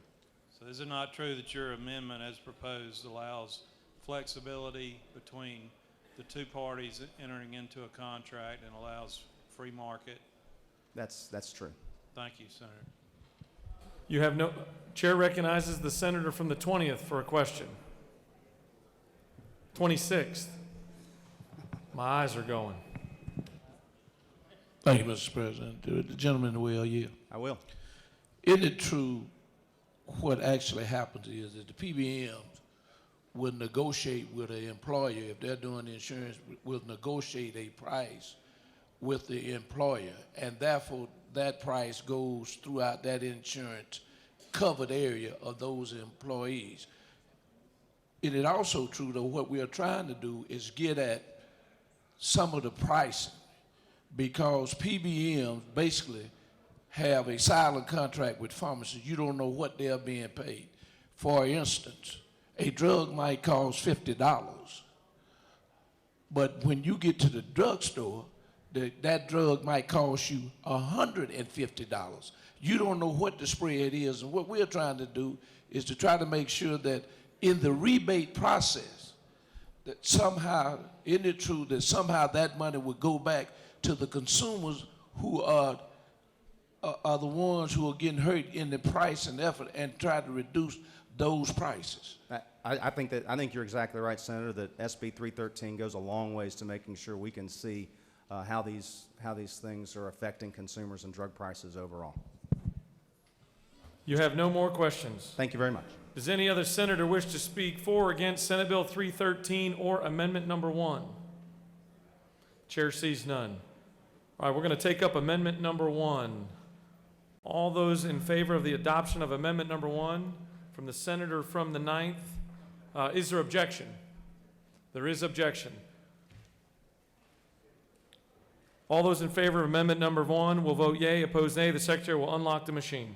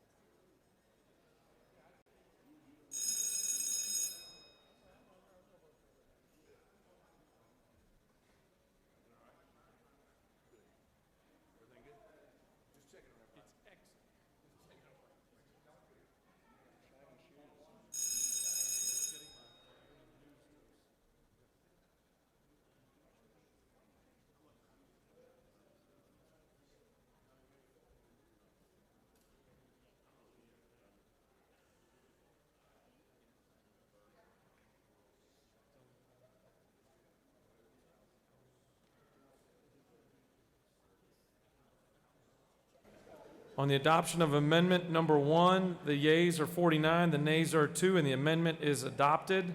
We'll now take up Senate Bill 313. The question is on the adoption of the committee substitute as amended. Is there objection to adoption of the committee substitute as amended? Chair hears none. The committee substitute is amended as adopted. Is there objection to agreeing to the report of the committee which is favorable to the passage of the bill? The chair hears none. The report of the committee is agreed to. Is there objection to the main question being ordered? The chair hears none, and the main question is ordered. The question is on the passage of the bill by substitute. All those in favor of the bill will vote yea, opposed nay. Secretary will unlock the machine.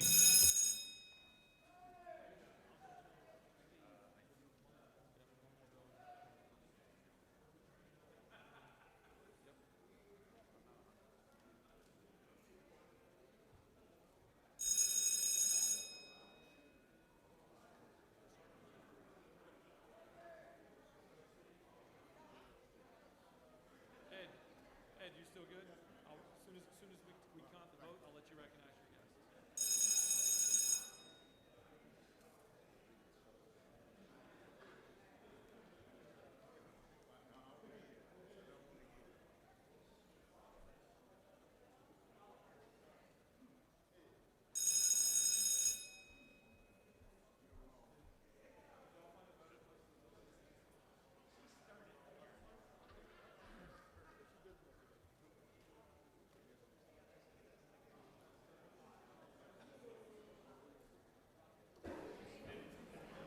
On the passage of the bill, the yeas are 52, the nays are 0. This bill, having received the requisite constitutional majority, is therefore passed by substitute.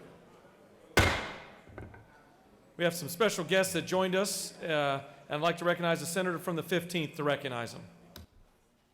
Thank you, Mr. President. Very quickly, I would like to take time to recognize some special guests, people attending for my 15th day meeting with them from the various counties. Officials from Macon and Chattahoochee counties, if you're in the gallery, would you please stand and receive a welcome from our Senate? Members of the, thank you very much for attending today and traveling to Atlanta. Thank you, sir. Appreciate you. Thank you. Thank you, Mr. President. I yield the will. Thank you, Senator. And I'm going to take a quick moment, a point of personal privilege. I've got my son, Parker, here. He doesn't know I'm going to do this, but tomorrow is his 18th birthday, and we won't be here, so happy 18th birthday to Parker Duncan.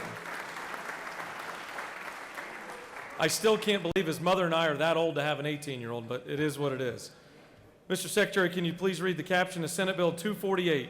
Senate Bill number 248 by Senator Albers of the 56th and others. A bill to be titled an act to amend Chapter 7 of Title 47 of the OCGA relating to the Georgia Firefighters Pension Fund so as to increase the monthly dues amount for members, to increase the tax on premiums charged by fire insurance companies for certain classes of coverage, to increase the maximum monthly benefit amount payable to beneficiaries, and for other purposes. Mr. President, on February 26, 2020, the Senate Committee on Retirement recommends that this bill do pass by substitute. Respectfully submitted by Senator Black, Chair.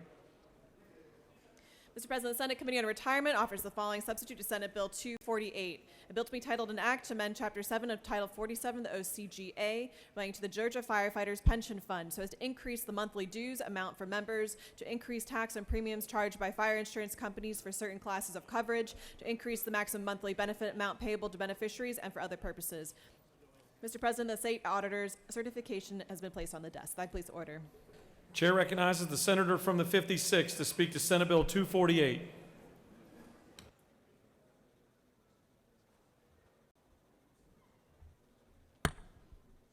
Thank you, Mr. President. It is my great honor to present Senate Bill 248 today.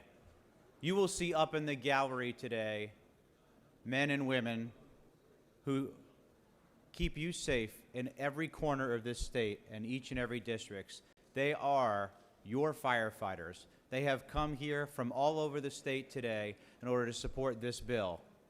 And I also have someone who's near to my home and my heart, which is my friend, former Fire Chief Ricky Spencer, over here to my right.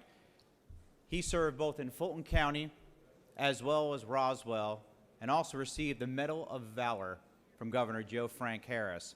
And he is, please. And he's joined by his much better half, Joanna, who continues to help out our first responders with the Roswell Fire and Police Foundation. Let me begin by thanking the senator from the 53rd, the Distinguished Rules Chairman, for his great service as well as assistance on this bill. The men and women that answer the call are aptly named the bravest. The state of the fire service continues to be more challenging. My brothers and sisters who I serve with have more requirements, more training, and more time than has ever been asked of them in the past. Cancer is the #1 cause of death for firefighters, and they contract it at a rate many times greater than any other profession, as well as other medical conditions such as heart disease, PTSD, and others. We have great organizations that represent this state: the Firefighters Association, the Fire Chiefs Association, the Professional Firefighters of Georgia, and they represent full-timers, part-timers, and volunteers, urban, rural, and suburban. Times have changed with our pensions as well. Even those who have a full-time job in the fire service, most of those pension systems are not there anymore, and certainly have never been for our volunteers or part-timers. I don't know someone who works in the fire service that doesn't have at least 2 or potentially 3 or more jobs. Firefighter Pension Fund was created decades ago to help, in order to help them to stay in this career, in order to help them in their time of retirement and ultimately in their time of need. So this bill does 3 things today. It increases the members' contribution to their own fund by $5. It increases the premium tax rate from 1% to 1.15. On a $100 policy, that is 15 cents. And it's going to increase the monthly retirement payout to those who have so earned it. I'm going to ask for your support today for all our first responders, but for Senate Bill 248 right now, to stand behind your firefighters in the state of Georgia. Mr. President, if there are no questions, I will yield the well. You have a question. Chair recognizes the minority leader for a question. Senator, yield. I yield. Senator, I certainly support the bill and the firefighters in our state, but I do have a few questions. First of all, you mentioned raising it $5, and I might have just misheard. It's raising the personal contribution $25, right? From 25 to 50 is? The contribution, Senator, will go from them giving $25 per month to $30 per month. Maybe okay, thank you. The original bill I was looking at. Thank you, Senator. The other question is, on raising the taxes on the policies themselves, how much on an average insurance policy will the fees go up or the taxes be raised to fund this going from 1% to 2%? Do you know what that average cost of tax increase is on a policy? Certainly. Well, as I mentioned a moment ago, for every $100, it's 15 cents. And there's been some interesting, folks have had different ideas of what that may be. Some people have said it's anywhere from $200 to $300. I'm not sure the exact amount. That's why I used 15 cents for $100. Okay. And Senator, further yield, you might have mentioned earlier, but what was that total amount we expect in increased tax revenue to fund their pension? Well, the total benefit that will pay out of the Firefighter Pension Fund with these changes will go up an aggregate of $60 per month for the retiree. Thank you. And I mean, the last question was really asking the entire amount that will be added to the fund. About how much is that in totality a year? And if you don't, the increase in benefit answered it in a back way of the impact. So I'll be all right if you don't know the total amount of the 1% increase. I do not have the exact dollar amount in front of me. Thank you, Senator. I appreciate your answering my questions. Thank you. Do you continue to yield? I yield. Chair recognizes the senator from the 26th for a question.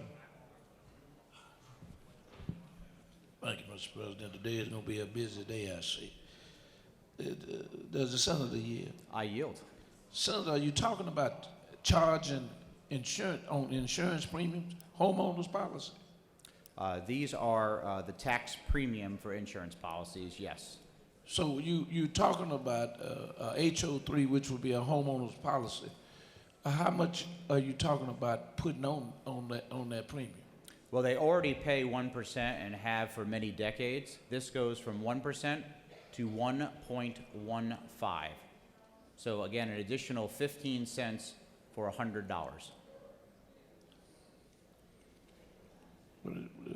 Why this come through the insurance committee? Well, this is a retirement bill, Senator, and all retirement bills have to begin in year one of a legislative biennial, lay over and go through actuary studies. Worked close with the chairman of retirement, Senator from the 8th, and the committee members, but this is how all retirement bills are done. With the gentleman further yield. I yield. Isn't it true, it might be a retirement bill, but it's also a premium tax on homeowners insurance in order to get what you want for retirement? Well, Senator, I think what you're going to find is a lot of our retirement plans are funded by different sources, but they always start and go through the retirement committee, but I agree with your statement.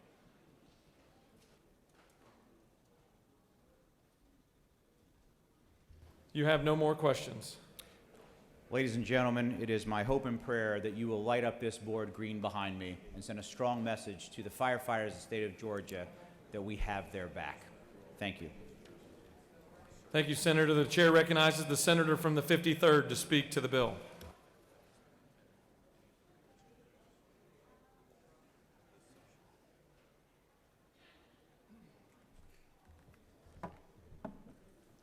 Thank you, Mr. President. Ladies and gentlemen of the Senate, I am proud to stand here and co-sponsor this bill and thank the Senator from the 56th for his work as a firefighter and also for the work on this bill. Firefighting, this bill, as Senator from Macon said, is more than just retirement. It is.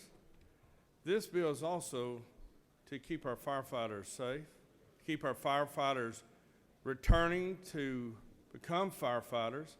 As you can imagine, firefighting industry used to be and continues to be the second most dangerous professions in America. We need to make sure that we can protect them. We also need to make sure that we attract firefighters.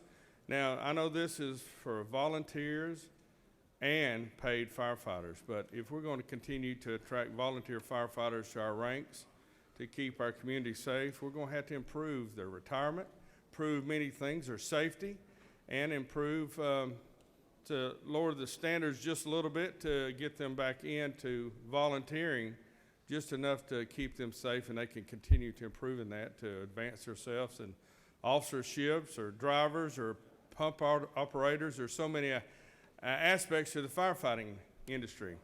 And of course, as I've said many times, I was a firefighter, a volunteer for the city of Chickamauga and ended up being their chief. Now, back then I was much smarter. Today I would be a victim probably. But we need to do everything we can to entice volunteers to volunteer in their firefighting arena in their communities. Mr. President, I urge everybody to support this bill, and I urge everybody to support their firefighters. I yield the will. Thank you, Senator. Does any other senator wish to speak for or against Senate Bill 248?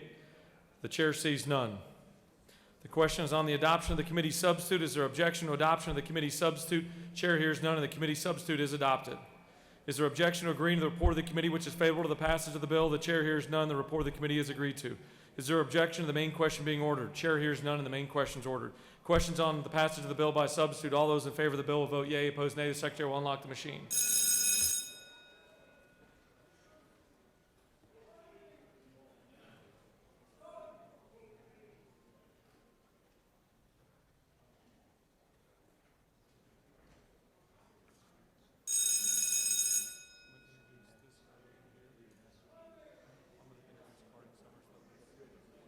Yes, I'm going to first recognize Carden Summers.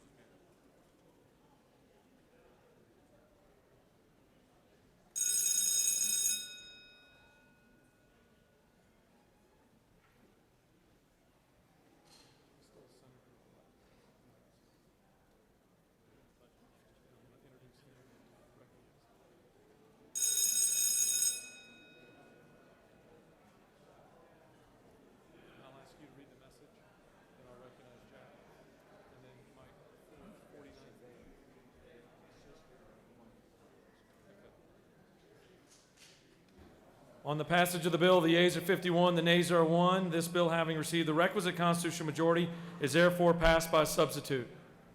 I'd like to take a moment and for the first time be able to introduce to this chamber our newest member, Senator-elect Cardin Summers, over here from the 13th District.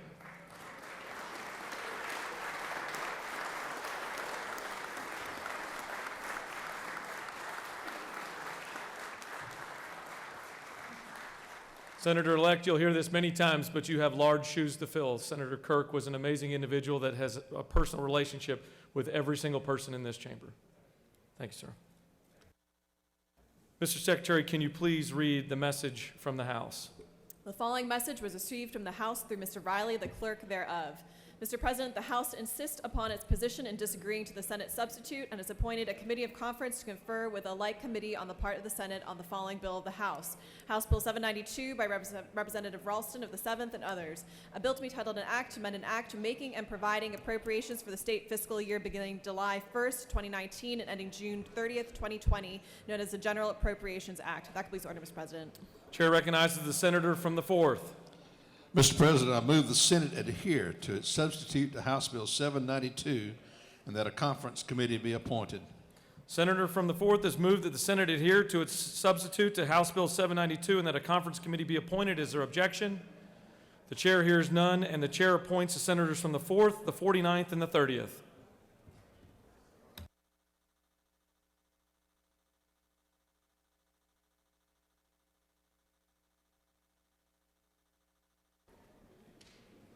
For what purpose does the senator from the 23rd rise? Mr. President, I move that the Senate adopt the conference committee report on Senate Bill 110. Mr. Secretary, can you please read the caption of Senate Bill 110?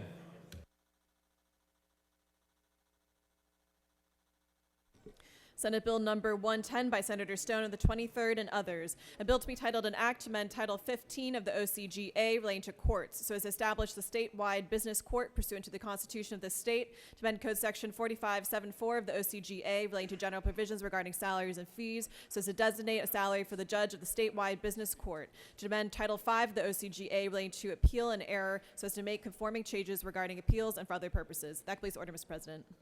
Chair recognizes the senator from the 23rd to speak to his motion.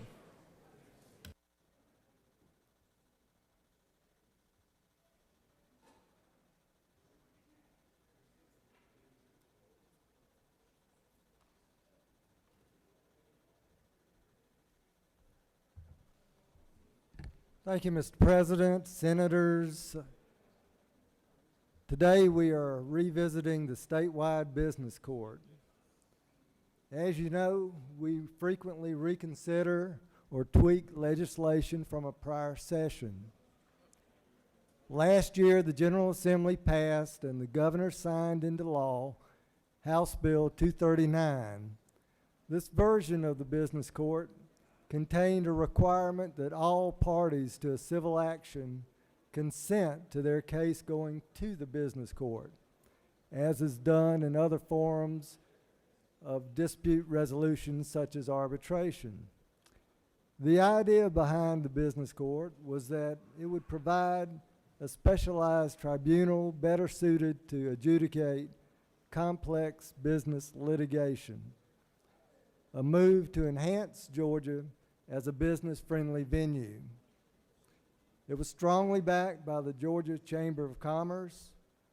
The House bill originally did not have a requirement for two-party consent. The two-party provision was first introduced in a business court bill that I filed, Senate Bill 110. The reason for the two-party consent was that the business court judge was an unelected judge, unlike judges in most superior courts, with which the business court shared concurrent jurisdiction. The difference in the House and Senate approaches were worked out last session in the conference report that now sits upon your desk. In the conference committee, I held for the Senate position for two-party consent for a while. Before I signed off on the report, I negotiated more limitations on the court's jurisdictional reach to avoid bringing in consumers, small businesses, and farmers. After the report was first laid upon your desk, last session, an effort was initiated by a senator from the 19th to defeat it. This resulted in the report on SB 110 being tabled and HB 239 being brought out amended to include two-party consent. HB 239 was approved by both chambers and the governor signed it into law. Since the signing, we have implemented provisions of the new law, including the ratification by the Senate and House Judiciary Committees of the governor's nominee, the eminently qualified Honorable Walter Davis, who has left his private practice to become Georgia's first statewide business court judge. He has traveled the state educating attorneys, judges, business people, and the general public about the new court. Unfortunately, the funding status was in doubt. In the 10 months since we enacted HB 239, concern has grown that there will not be enough cases to justify funding the court. That concern had been expressed back in March of 2019 by the senator from the 45th, who had been one of two senators who voted against HB 239. Doing away with the two-party consent rule will, of course, increase case count. And that is why you have the conference report back on your desk. This is, in effect, a reconsideration. Since I signed off on the report on my bill last March, and because I want the business court to succeed, I agreed to bring this back up for debate. It did not get a vote last year. A vote in favor of the report should not change any part of the bill we passed other than to reinstate the one-party rule. You may ask, well, what about the original reasons for having two-party consent? I can say that this is a new court. There are built-in protections. We do have judges serving on other courts who are unelected locally. These include senior judges on superior courts, juvenile judges, municipal court judges, the tax court judges, etc. The business court judge appointment is conditioned upon legislator ratification. Trial by jury is preserved, and the local venue or location for trial remain unchanged from general law. In summary, I stick to my original decision to support the conference report in order to keep the business court alive and thriving. Thank you for your consideration, and I will yield for questions. Chair recognizes the senator from the 45th for a question. Thank you, Mr. Chairman, and I certainly appreciate your wisdom on this particular issue and value your judgment. And I appreciate you bringing up House Bill 239 and jogging my memory and my voting record. I appreciate that very much. I have a succession of questions I just wanted to ask you because I just want to make sure I'm making the right decision. Is it not true that the state of Georgia is the #1 state in the nation to do business, I think, for the last 7 consecutive years or 6 consecutive years? So if we're the #1 state to do business, why are we having to change the judicial system for the business sector? Well, business litigation can be complex. It does not need to be bogged down in the general calendars of courts around the state. It needs to be efficiently conducted by judges that have a specialized expertise in these complex legal issues. Most judges on superior courts do not have that expertise, but they ably handle, to the best of their ability, complex business cases. This would just enhance our state's ability to promulgate good rules for the environment in which our businesses are conducted. Thank you, Mr. Chairman. I'd like to also ask, if I could, would you further yield? Yes. If I understand Gwinnett County, and that's why I'm so interested in this, because we were the original business court, and it has been very successful. But I believe when they first started out, they were a two-party court system. And is it true that they can't get enough cases, and that is why the recommendation is to go to this change in this abbreviated version of a two-party? Is that not true? That's correct. Most states have the single-party rule, so we would be following the majority of most states.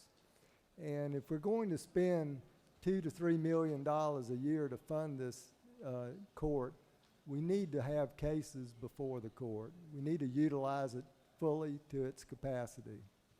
And would you further yield? Yes. With this particular bill, I understand as I read it, you'll have a statewide court in Atlanta and a statewide court in Macon. How would this affect the existing business courts like in Gwinnett County? Will they have to change their rules of how they're doing the existing business courts? They will not, because if you'll recall, the year prior to the adoption of HB 239, we passed a constitutional amendment which specifically allowed authority for superior courts anywhere in the state to have business court divisions. Would you further yield? Certainly. Could you tell me the omnibus opioid case that has been filed by the state of Georgia, and it's currently in the Gwinnett County Business Court? Will it remain in Gwinnett County if this goes into effect?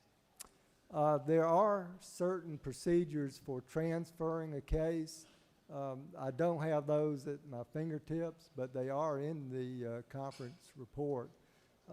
So the answer is a definite maybe. Would you further yield? Yes. Is it not true that that opioid settlement is historic, just like the cancer settlement, tobacco settlement was historical and has extreme ramifications for 11 million Georgians? Is it not true that the opioid case probably should stay where it is? It's already going through the process? Well, I don't want to comment on something I'm not that familiar with, but I agree with you. It is very important litigation. Would you, one last question.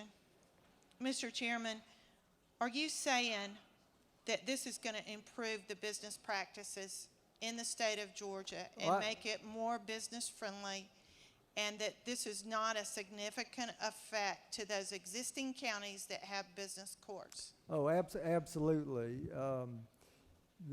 This is very important for us to maintain our venue as a business-friendly state, and it will absolutely not impact the local courts that have cases that are filed there in which there's not a request for transfer timely made.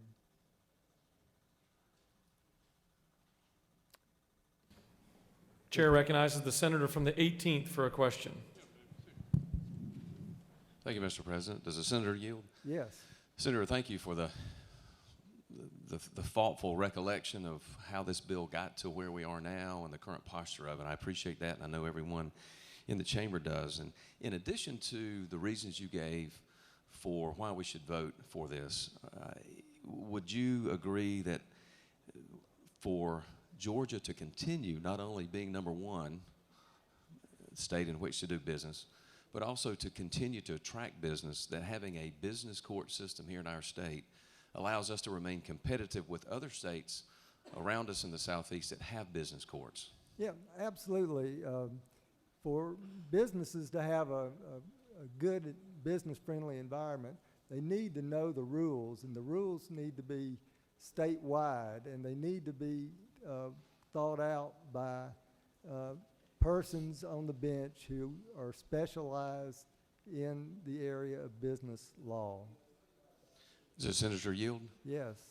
In addition to that, Senator, as another good reason why we should vote for this measure, is that the business courts will provide quicker results. They can handle the cases more quickly. And isn't that not only good, that's good for the litigants that are before that court.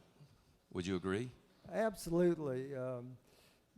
Business cases should be conducted separately from divorces and criminal cases and the general run-of-the-mill case law that most courts have. They need their specialized tribunal. And one last question, Senator. In addition to that good reason to vote for this, not only does it help the litigants that are before the business court to be in a venue where it can move more quickly, that frees up our other superior courts and the dockets there from the complex commercial business cases. As they're handled in another court, they can move the dockets and the litigants that are in the remaining cases more efficiently too, can't they? Absolutely. A large complex business case can take up so much judicial resources that it can interfere with the other cases that the courts have to deal with. Thank you, Senator. Does the senator continue to yield? Yes. Chair recognizes the senator from the 27th for a question. Thank you, Mr. President. Chairman, do you yield? Yes. I'm trying to wade through, as a mere civilian, the legalese of this bill. And am I correct in understanding that even though this is a business court, non-business entities could have their cases adjudicated in this court? There is a possibility if it fits within the narrow jurisdictional definitions that are contained. But personal injuries are excluded, foreclosures, collections involving farm debts. The exclusions are designed to try to limit this forum to just business-on-business litigation in general. Thank you. Do you further yield? Yes. If that was the intent, why wasn't it written such that only businesses could participate in this court?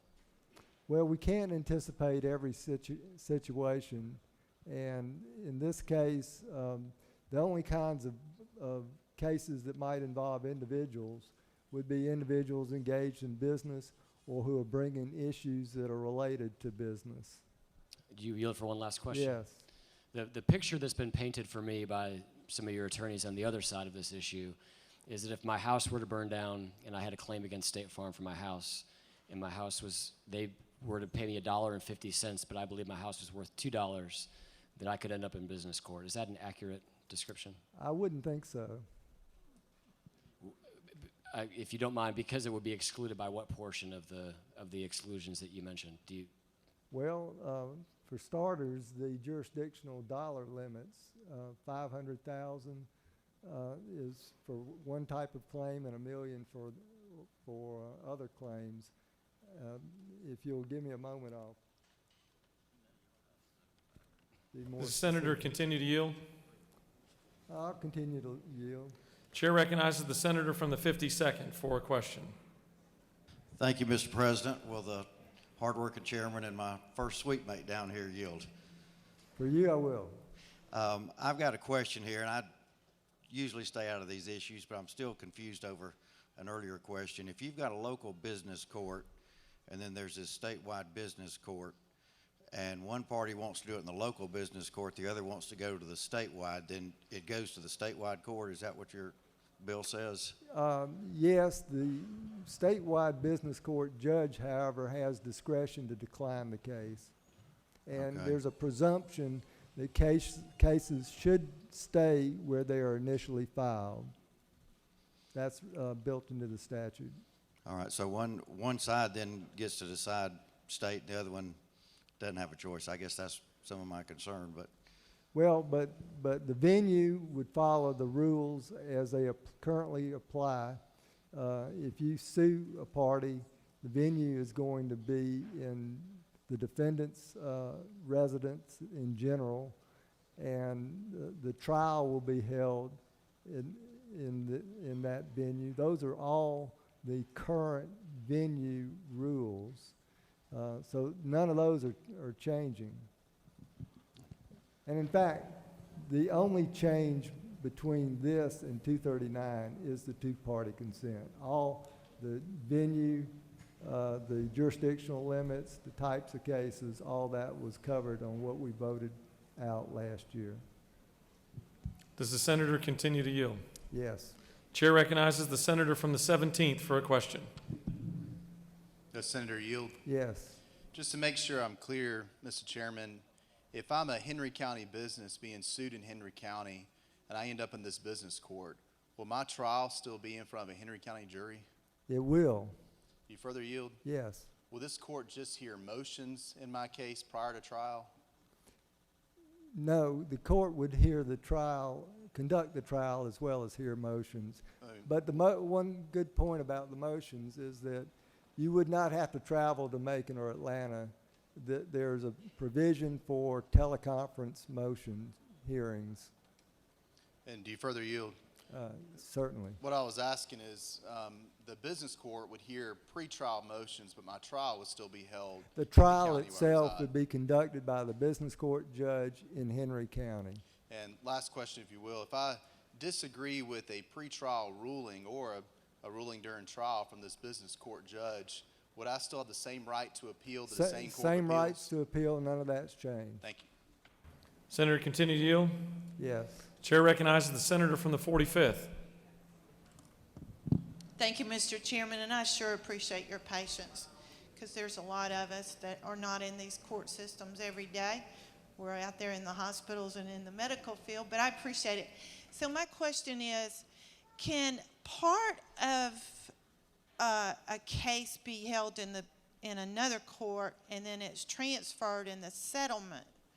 The settlements can be done in this court. Does that make sense? I wouldn't think so. If the case is transferred, the whole case goes. Okay. So we don't split up cases. Okay. So the settlements would be in this business court, but it really could be something not related to businesses, right? It would be a very unusual situation.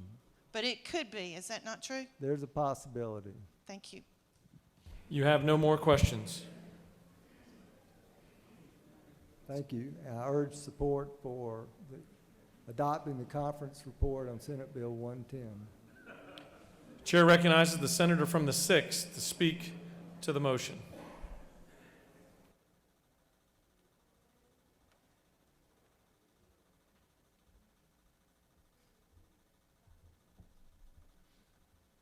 Thank you, Mr. President. I think every single person in the Senate knows that business courts were the number one priority of the Georgia Chamber of Commerce last year. And it passed overwhelmingly, and I voted for it.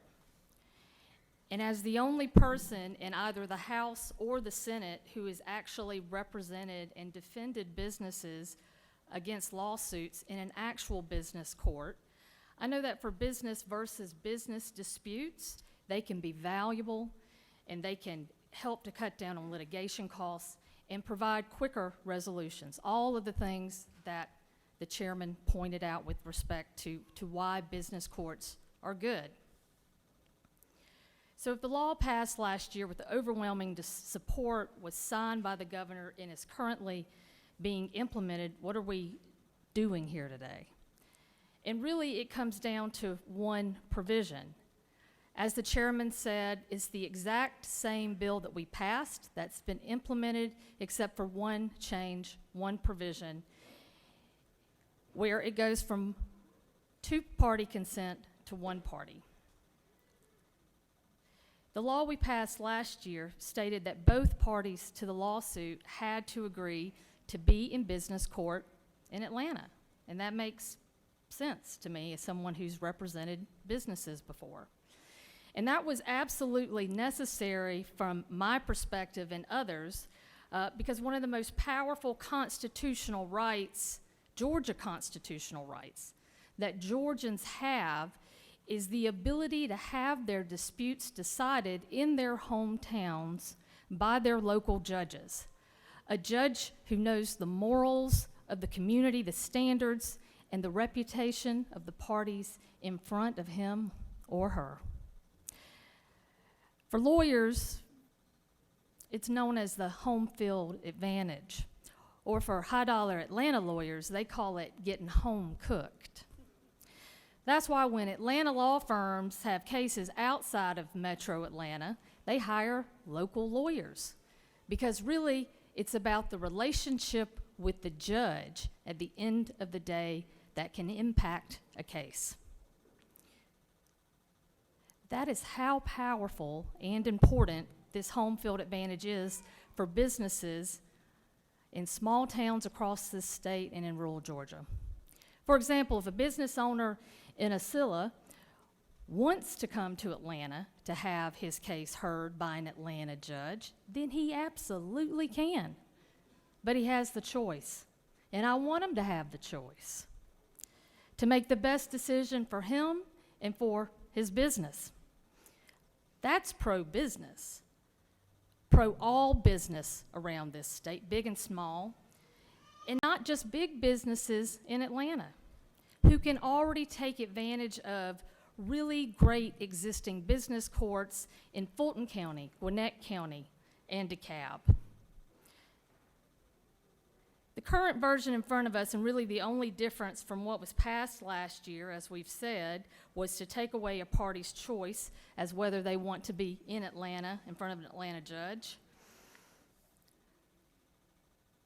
And really, let's talk about the agribusiness owner in Thomasville. He cannot choose to stay in his home court with his local judge. He'll be dragged up here to business court for all pretrial proceedings. And I understand there's a provision in this bill that says that the judge may do some proceedings via teleconference if he wishes.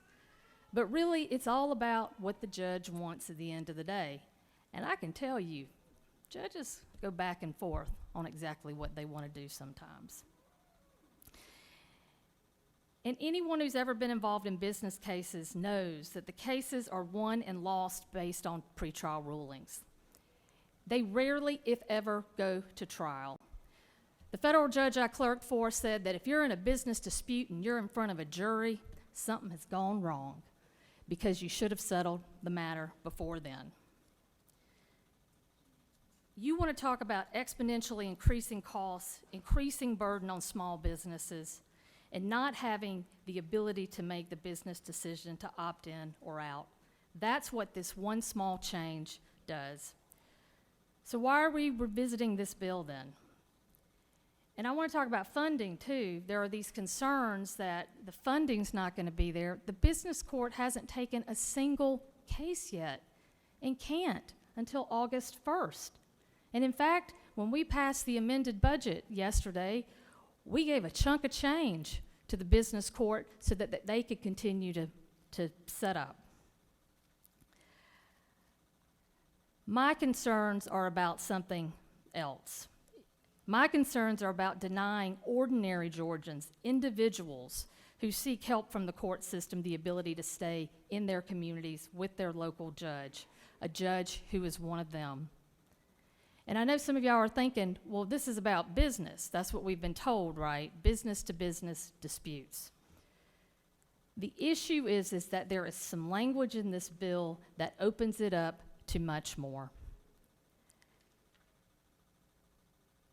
It will open it up to cases that are beyond business cases. And the one-party rule or trap would mean there would be no way out. Since last year, massive tragedies across this state have come to light. Just 2 weeks ago, the people of Juliet, Georgia, filled the halls to tell their story of contaminated well water and their children's cancer diagnoses. In my community, in my proverbial backyard, the ongoing emissions of ethylene oxide, a carcinogen that's been linked to breast cancer, lymphomas, and the like have been uncovered. I've met with people from surrounding areas. I attended the funeral of a friend in her 40s who died of breast cancer. They all live within less of a mile of the facility in question. And all of these diagnoses had failed explanation, like why do we have so many in this area, until the news broke about the ethylene oxide emissions. Like the people of Juliet, these tragedies will no doubt lead to court cases. And those court cases are called mass actions.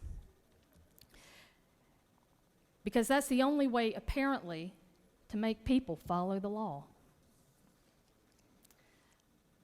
I will posit that these court cases that are coming, ones that will be lodged against powerful interest, they might just want to force them into the business court to limit risk, to mitigate damage, to control where the most important decisions are made and who makes them. This isn't about fairness, good business, or the like. This is about putting a thumb on the scale. I'm going to leave you with a couple of parting thoughts. There aren't any real built-in protections with respect to the business court. The business court judge is unelected, and ultimately all of the decisions in terms of pretrial proceedings, it comes down to what he would like to do in his discretion. And then this is significant for me. There is no mechanism in this conference committee sub for a party who is forced into business court to seek recusal of the business court judge. Recusal is a mechanism that a party can use to get another judge in a case if they think that a judge might not be able to be fair. Not saying he or she can't, but might not be able to be, or has a conflict. For example, representing that party, right? If I've been an attorney for a party before, then I probably shouldn't be the judge on their case. So what happens when one of the most powerful Georgia companies, a company that this judge has represented in the past, appears before that business court judge in a case that is brought by ordinary people with no power and no position, with no other place to turn? All ordinary Georgians want is a fair shot. And in that situation, I'm not saying that the judge would be biased. I'm not saying that.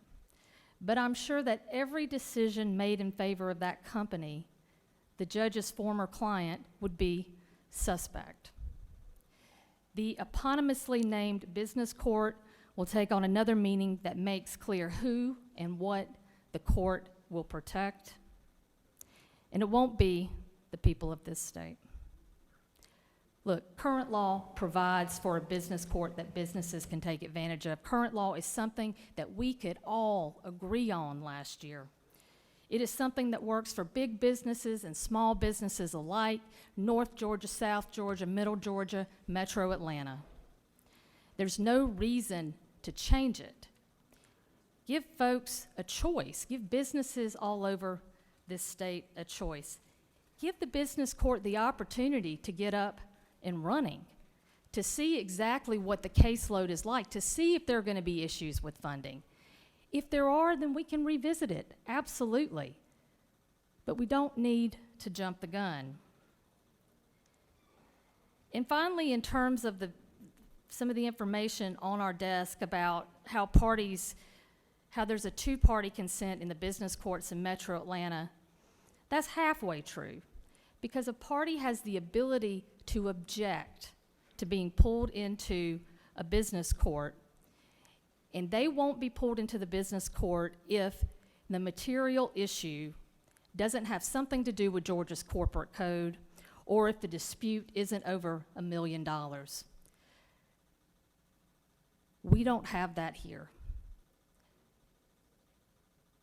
I ask you, take a deep breath, take a second, allow businesses, allow people to have a choice, and allow this business court to get up and running and to be successful. I yield the well. Senator has yielded the well. The chair recognizes the senator from the 22nd to speak to the bill.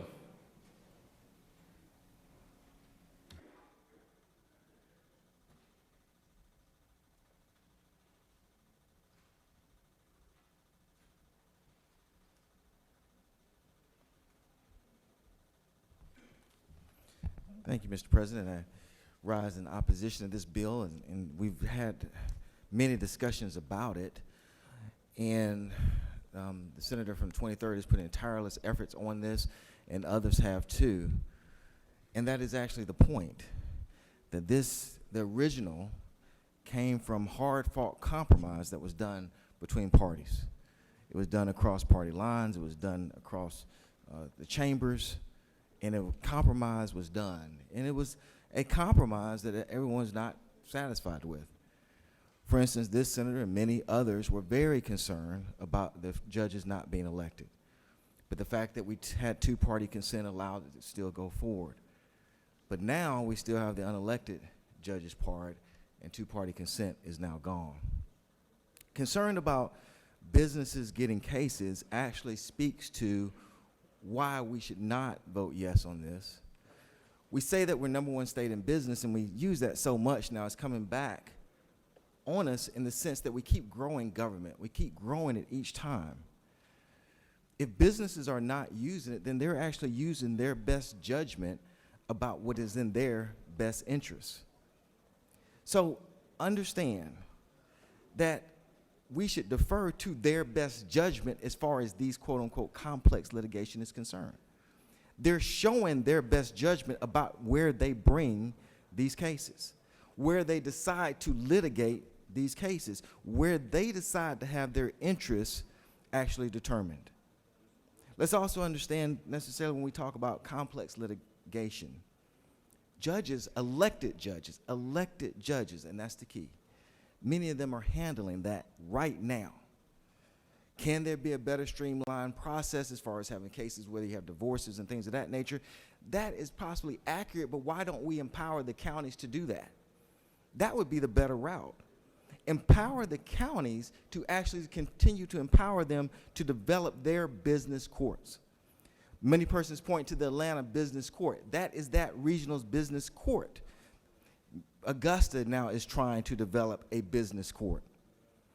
Why are we not in the business of actually trying to give more resources and empower them to do that, where they can have judges who are elected directly, persons who basically consent to be there, both parties, and have those issues settled in that particular county? And also when we talk about complex litigation, I would just point out two areas. Just when we start talking about e-commerce, 10 years ago, e-commerce made it sound like very complex. $500,000, $1 million made it sound like a lot of money. But now when you start talking about e-commerce, that affects everybody. That's not just small, a narrow niche of people. All sorts of persons now have thriving businesses in our state, especially when we start talking about the Augusta area with cyber. That's not necessarily some small niche that exists in our state. When we start talking about the internal affairs of businesses, that's not necessarily just our huge businesses, that's other businesses. And when you say things like $500,000 or $1 million, that's not quite the money that it may have been 10, 15 years ago as far as businesses are concerned. The senator from the 6th made a point about how persons go to court when they're in their county and they know they're judges. When I first started out, many years ago now, I saw two persons arguing about business-to-business transaction. That's what it was. I was a young assistant solicitor. And there was 5, 6, 7 attorneys, I can't completely remember, from the metro area, from the Atlanta area, and they all had huge, gigantic boxes of paper. And there was the Augusta lawyer with one yellow notepad, because he knew his judge. Not because the law would not be followed, but he knew what that judge required and what he really would pinpoint to the issue. And there's absolutely nothing wrong about that. That is our state. That's the state that we celebrate, that we have individual counties where persons know each other and they do business with each other, and they have an opportunity to elect each other to make decisions about each other. So there was absolutely nothing wrong about that. I have no idea what even happened in the case, but I'll never forget that, because he understood all the papers in the world don't refute that this judge needs these 3 things, and there's absolutely nothing wrong with knowing that. We gradually are increasingly increasing government. And it's amazing, because there's been more than one time that I've come up here and talked about big government and we're going big. And I thought I was liberal. This body as a whole continues to increase government. And as I become more active, I see we shouldn't be encroaching on counties, where depending on what may happen, we may start even talking about zoning laws in this chamber soon. That's where we are, and we should not do that. So with that, Mr. President, I yield the well. Senator has yielded the well. Does any other senator wish to speak for or against the motion? The chair recognizes the senator from the 19th to speak to the motion.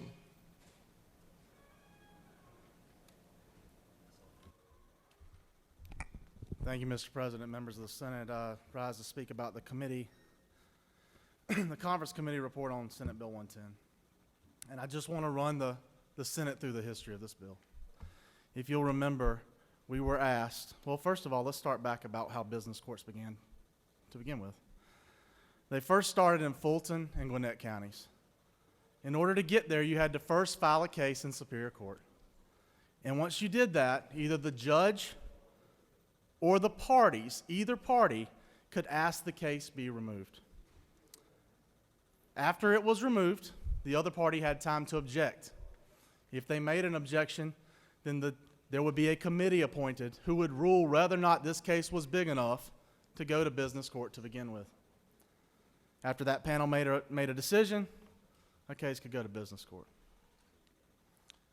There was a decision by many in this building that started in 2005 that perhaps we needed to take that a little bit bigger. We needed a statewide business court. We were asked in this chamber in 2018 to ratify a statewide business court. That was House Resolution 993. On January 31st, 2018, House Resolution 993 was filed in the House of Representatives. It came out as one party. Basically, anything could be filed there. There were no constitutional guardrails. If you could file it in business court, you could keep it in business court. All it said by the constitutional amendment is we're creating business courts. Well, why was this odd? Because usually if we have a constitutional amendment, we also have enabling legislation. But this bill didn't have any enabling legislation. So the Senate Judiciary Committee asked that we put some guardrails on the constitutional amendment. They looked at the model that had been proposed already for business courts, the Gwinnett and Fulton County models, and said in order to remove, remember removal is how you got to business court, both parties had to consent for the statewide business court. That's how the Senate made its position to begin with. That constitutional amendment passed, two-party consent. It was lines 130 and 131 that said a superior court, by agreement of the parties, may remove a case to the statewide business court as provided by law. Two parties. That was the Senate's position. On 3/27/2018, March 27th of that year, we ended up tabling that bill. On March 29th of that year, we picked it back up again insisting on our two-party position.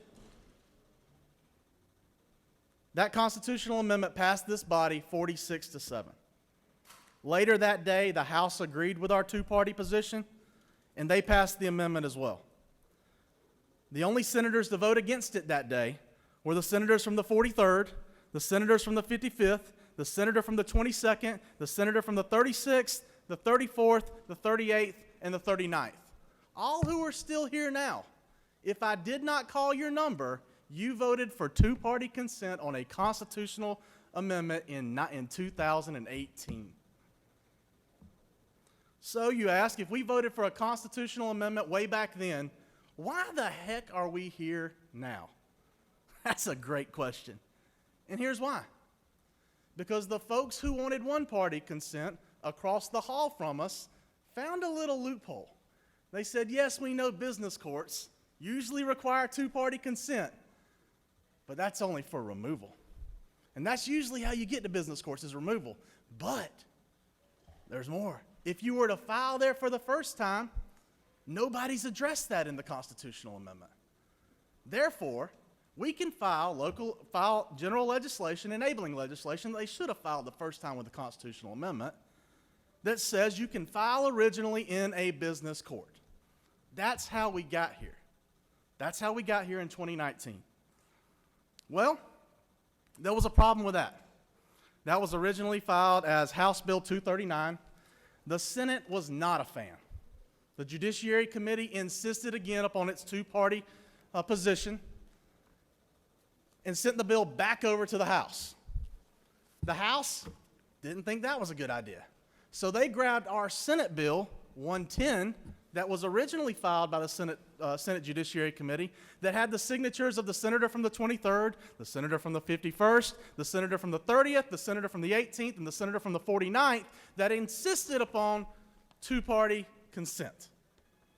We passed it out. We sent it over to the House. Here's our judiciary sub, where we insisted upon it again. Here's the House Judiciary sub, where they said, guys, we're still sticking to that one-party consent.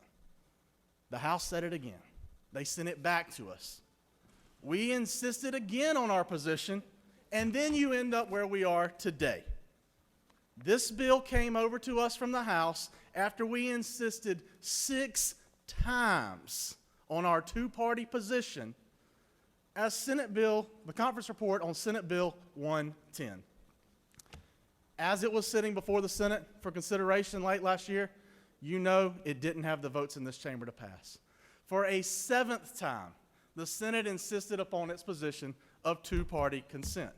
The House conceded to that position in the end. They went to our position, our two-party consent position. I guess 7 times was the charm. But wait, there's more.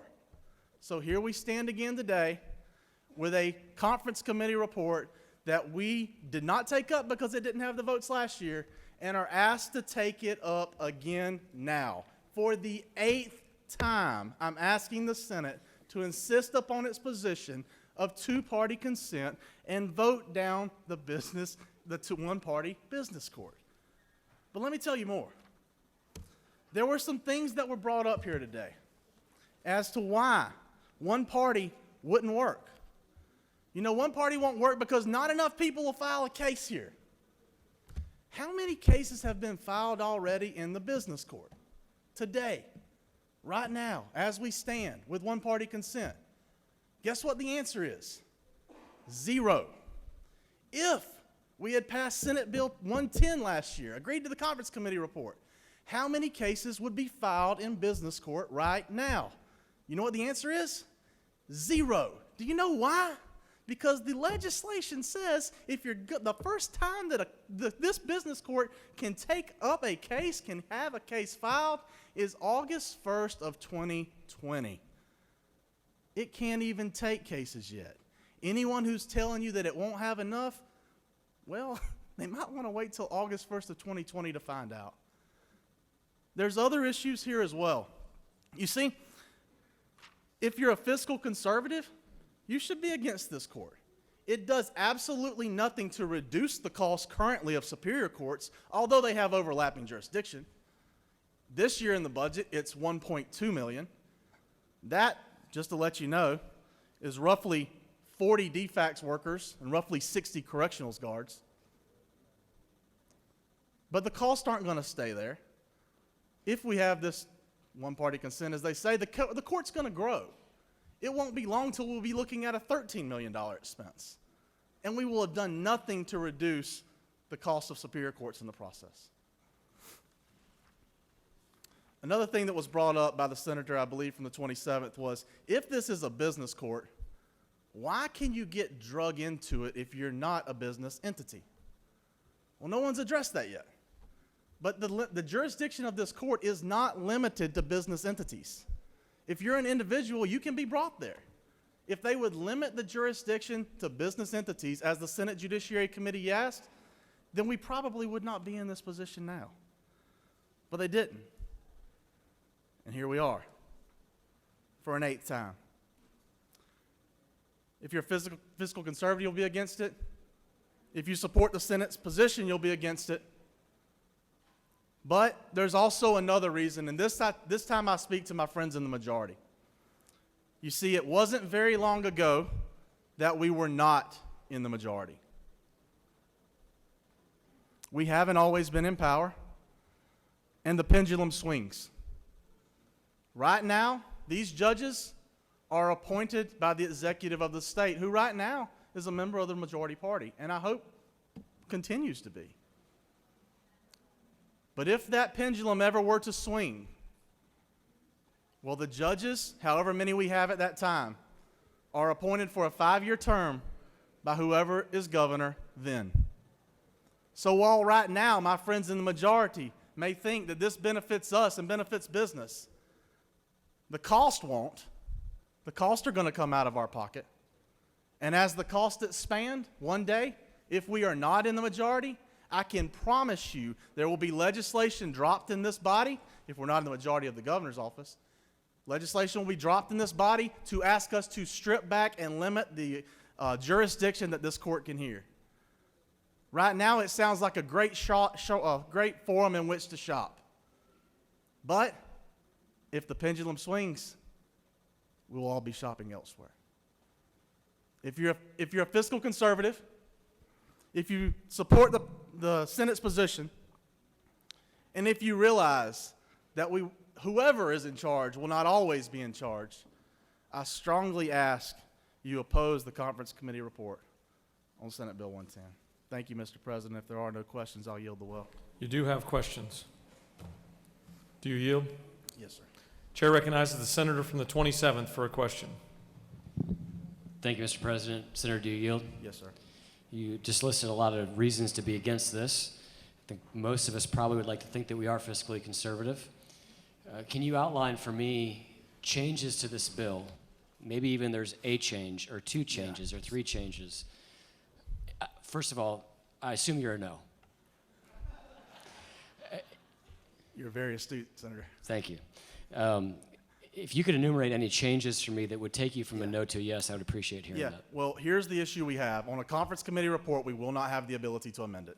If there were, I could easily be brought to a yes. First of all, if this were limited to business entities, as the lights go out in Georgia, if this were limited to business entities, I would be okay with it. It's a business court. The second thing that would bring me along is if we could take and have some dollar reduction for superior courts while we were increasing the cost of business courts. That could bring me along. Either one of those things. Without that, though, I conceded on all of those points last year when I agreed to House Bill 239, which created this business court. And I conceded to them under the premise that we would have two-party consent.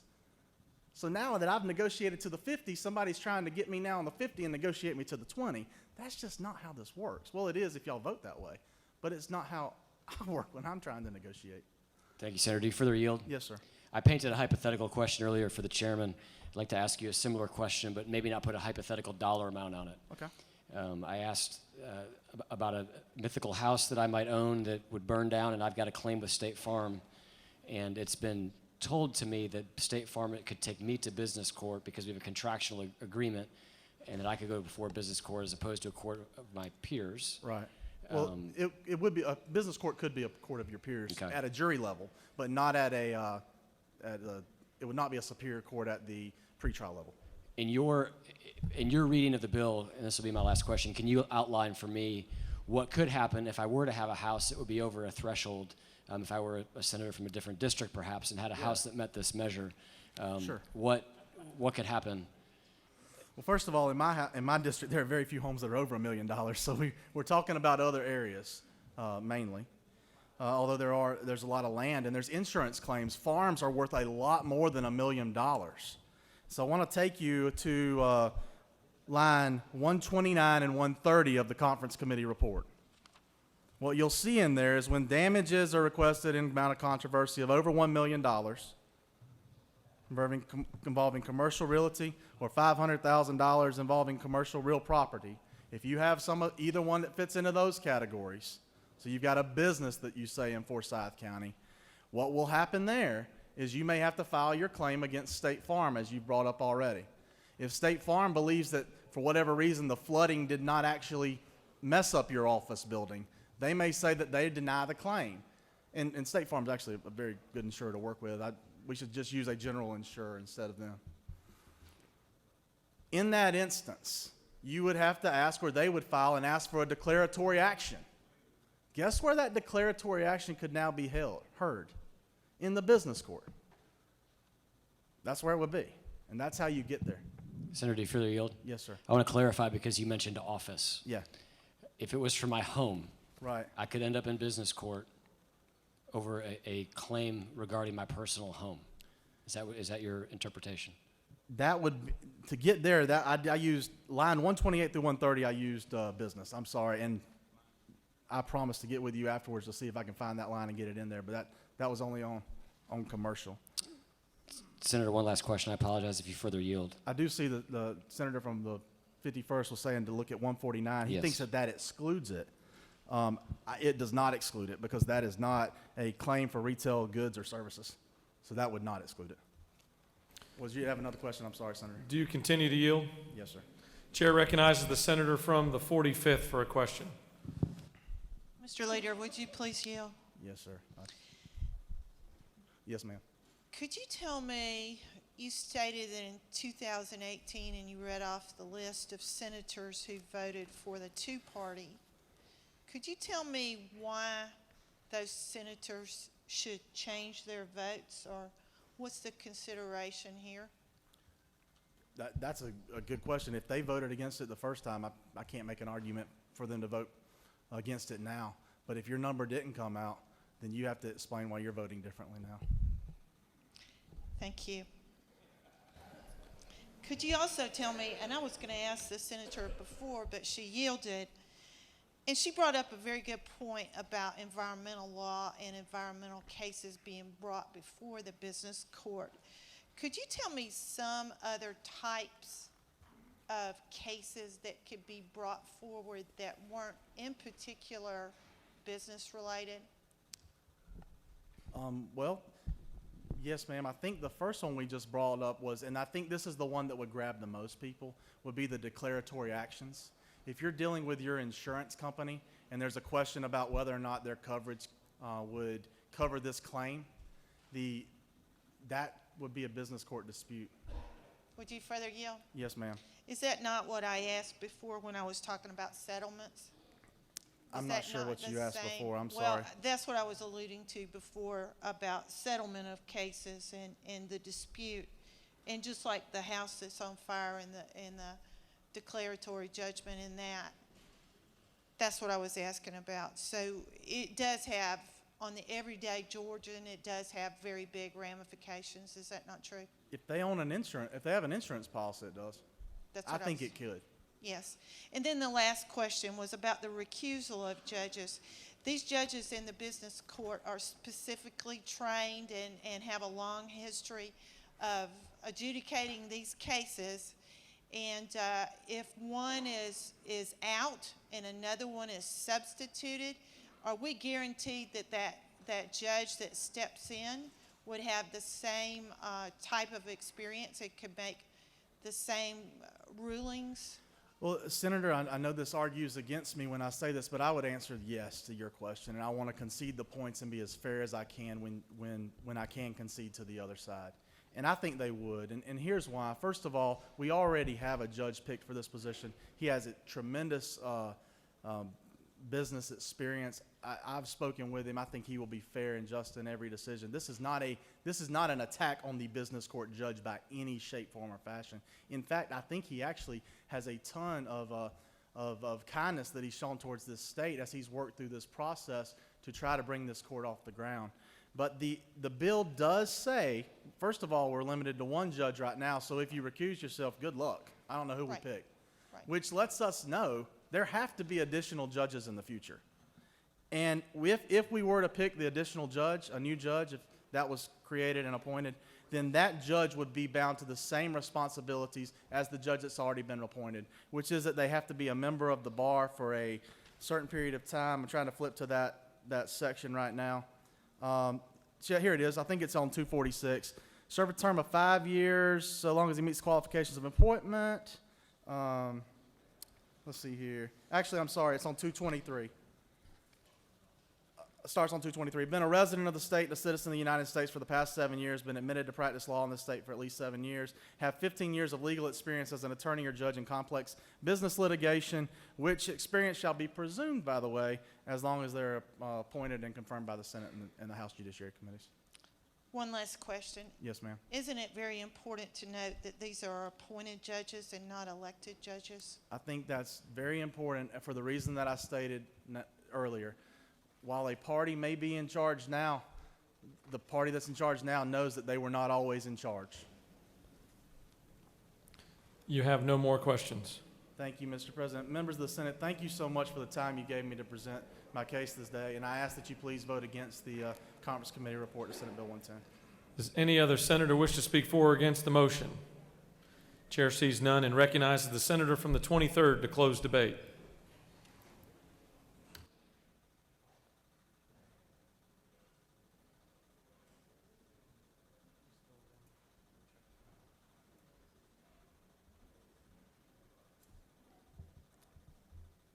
Thank you, Mr. President. Much has been said about the jurisdiction of the business court. I want you to look at, beginning on page 3 of the conference report. The statewide business court shall have authority, and then under that, the list begins. The Georgia Arbitration Code, cases arising under that, the International Commercial Arbitration Code, the Georgia Trade Secrets Act, securities law, Georgia Uniform Securities Act, Uniform Commercial Code, Georgia Business Corporation Code, Uniform Partnership Act, the Revised Uniform Partnership Act, the Georgia Limited Liability Company Act, the Internal Affairs of Businesses, similar cases arising under federal law, cases that involve professional malpractice arising out of a business dispute, cases involving tort claims among 2 or more business entities for breach of contract or declaring the terms of a contract between businesses arising out of business transactions, cases arising from e-commerce agreements, technology licensing agreements, software and biotech license agreements, intellectual property, cases involving commercial real estate, not residential real estate. And all the cases have to have a threshold of $500,000, except for real estate where it's $1 million. And then continuing on page 5 is a listing beginning on line 140 of claims that the court does not have the authority to exercise jurisdiction over. Physical injury, mental or emotional injury, physical contact, threats of violence, matters arising under Title 19, residential landlord and tenant disputes, foreclosures, and individual consumer claims involving the sale of goods or services for household use. But not excluded are mass actions or class actions. These cases can bog down local courts. They involve technical issues that need to be decided by courts with expertise. And lastly, collection matters involving individual farmers. This is narrowly tailored jurisdiction. We currently have unelected, non-local judges hearing disputes. So this is not any major change in our jurisprudence. One last thought. If you're going to keep the two-party consent rule, I've had a year to think about this. What are you going to do in a class action? You going to get everybody in the class to sign, or just the class reps? I think we could bog the court down if we insist on our earlier position of two-party consent. Let's give it a chance. I urge adoption of the conference report on Senate Bill 110. The question I yield the well. Senator has yielded the well. The question is on the adoption of the conference committee report on Senate Bill 110. All those in favor of adopting the conference committee report will vote yea. Opposed, nay. The secretary will unlock the machine.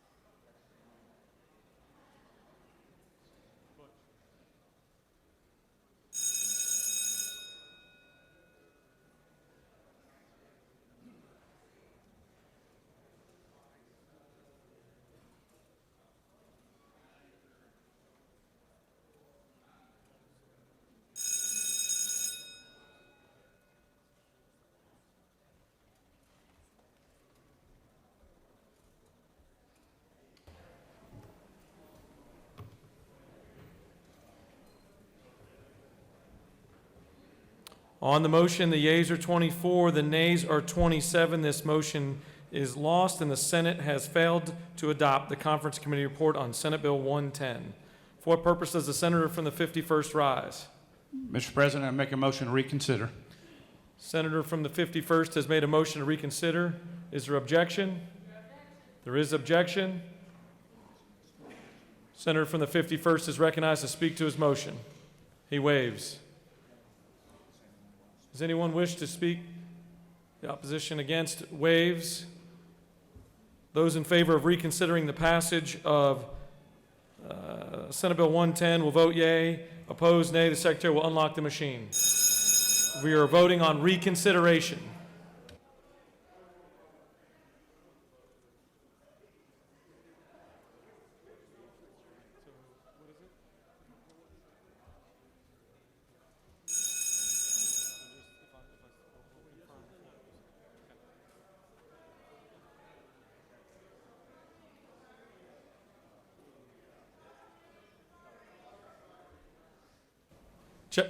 State your inquiry. Sorry?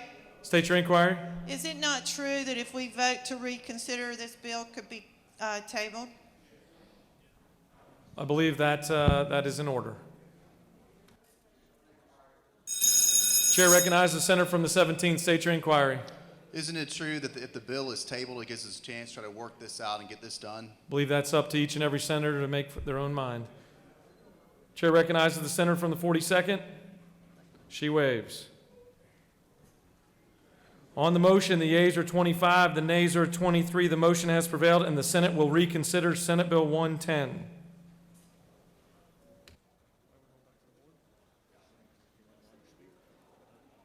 Chair recognizes the senator from the 51st. Mr. President, I make a motion we table SB 110. The senator from the 51st has made a motion that we table Senate Bill 110. Is there objection? The chair hears none, and Senate Bill 110 is tabled.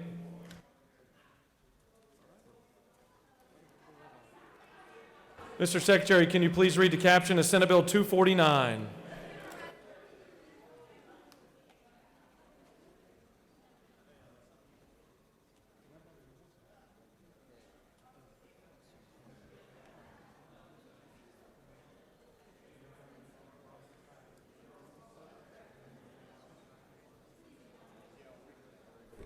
Senate Bill number 249 by Senator Albers of the 56th and others. A bill to be titled an act to amend Chapter 17 of Title 47 of the OCGA relating to the Peace Officers Annuity and Benefit Fund so as to increase the amount of monthly dues paid by members of the fund, revise amounts collected from certain fines and forfeitures in criminal and quasi-criminal cases and for other purposes.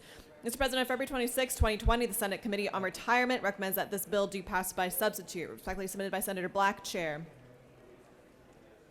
Mr. President, the Senate Committee on Retirement offers the following substitute to Senate Bill 249, a bill to be titled an act to amend Chapter 17 of Title 47 of the OCGA relating to the Peace Officers Annuity and Benefit Fund, so as to provide that certain certified jail officers shall be eligible for membership in such fund, to revise provisions authorizing the board to increase the monthly maximum benefit amount payable by the fund and for other purposes. That completes order, Mr. President.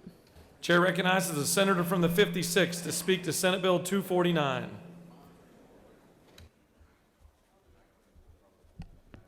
Thank you, Mr. President. I'm proud to bring Senate Bill 249 to you today to increase the payout of the Police Officer Annuity Benefit Fund. In the gallery today, we have numerous police officers and law enforcement officers from all over the state who have been very patiently waiting for us to pass this bill. They are the pillars in our community, working side by side with other first responders.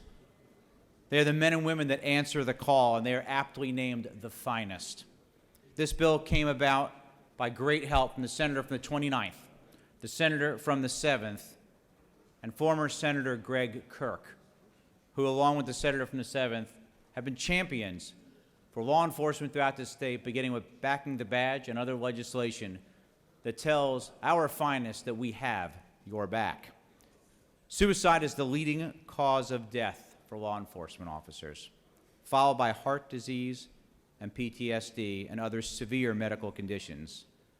Our law enforcement officers see the best and oftentimes the worst parts of humanity, things they simply cannot unsee.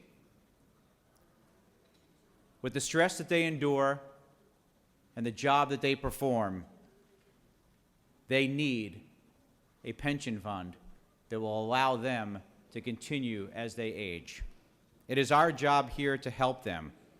Law enforcement is losing members, and they're walking away from their careers because of the private sector and the fact that they have literally and figuratively been under attack for many years.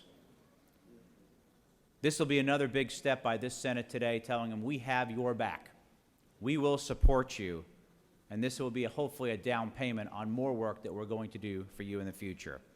And I want to thank all the associations, from the Sheriff's Association, the Police Chiefs Association, the POAB members and board, the FOP, and all of the other foundations and groups that are represented today. This is what this bill does, 4 things. It's going to add jail officers for the first time as eligible members of the POAB fund. It's going to increase their monthly contributions. Again, they pay into it from $20 to $25. And it will revise the amount of fines and forfeitures to go from a greater of $10 or 10% and a $5 pretrial diversion fee. This is a great step forward for those who we call in our greatest time of need. And if there are no questions, I will yield the well. You have no questions, Senator. Thank you, Senators. Light this board up green and take care of our finest. Chair recognizes the senator from the 7th to speak to the bill. Thank you, Mr. President. I know we've been here for quite a while this morning, so I'll be brief. I first want to start off by saying thank you to the senator from the 56th for his work on this bill, as well as the senator from the 29th. And the senator from the 56th did mention the senator from our former colleague, the senator from the 13th. I appreciate this chamber's efforts over the years to be pro-law enforcement and back the men and women in our public safety community, whether they're firefighters, police officers, EMS officials, emergency management individuals. We have stood strong, we've stood together, and today's another one of those times and another one of those efforts as we address the Peace Officer Annuity and Benefit Fund. It's a fund that has needed some attention over the last couple of years, and we've been working diligently for a number of years to get to where we are today. This is a big step in the right direction. It's a huge step forward, especially including our jail officers, who are the only law enforcement officials in this state who were not part of the POAB fund before today's vote. Your vote will include our men and women that are jail officers in this state for the first time. That is a huge, huge issue for our men and women in the public safety community. So I encourage you to vote yes. I appreciate this chamber's diligence over the years in supporting our men and women in the public safety community, and I appreciate you doing that today. Mr. President, if I may take a point of personal privilege, we have a number of individuals in law enforcement that enter the gallery. I would ask all of you to stand up so we can recognize you for the service that you provide to our state and our local communities. Y'all join me in recognizing these individuals.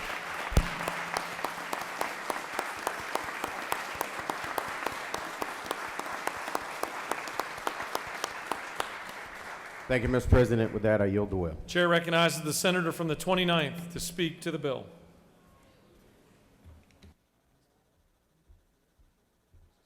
Thank you, Mr. President. Fellow senators, I urge your support of this legislation.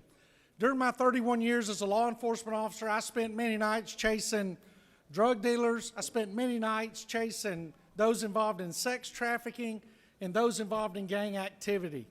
But in my 31 years, the vast majority of my broken bones, busted lips, and black eyes came from the time I spent in the county jail. And let me tell you, these men and women, when you're laying in your bed at night, comfortable at home, these men and women are walking up and down the hallways in our county jail. Today, on a rainy day in Georgia, at 1:07 p.m., men and women are working inside of our jails, taking care and protecting our communities. This step is long overdue. To my brothers and sisters in the gallery, God bless each and every one of you and Godspeed. Mr. President, I yield the will. Thank you, Senator. Is there any other senator wish to speak for or against the bill? The chair sees none. For what purpose does the senator from the 29th rise? Mr. President, I ask unanimous consent to be excluded from voting on SB 249 pursuant to Senate Rule 5-1.8, D as in Delta. Without objection, the senator has that right. For what purpose does the senator from the 54th rise? Mr. President, I ask for unanimous consent to be excused from voting on Senate Bill 336 pursuant to Senate Rule 5.1-8. Without objection, the senator has that right. The question now is on the adoption of the committee substitute. Is there objection to adoption of the committee substitute? Chair hears none, and the committee substitute is adopted. Is there objection to agreeing to the report of the committee which is favorable to the passage of the bill? The chair hears none. The report of the committee is agreed to.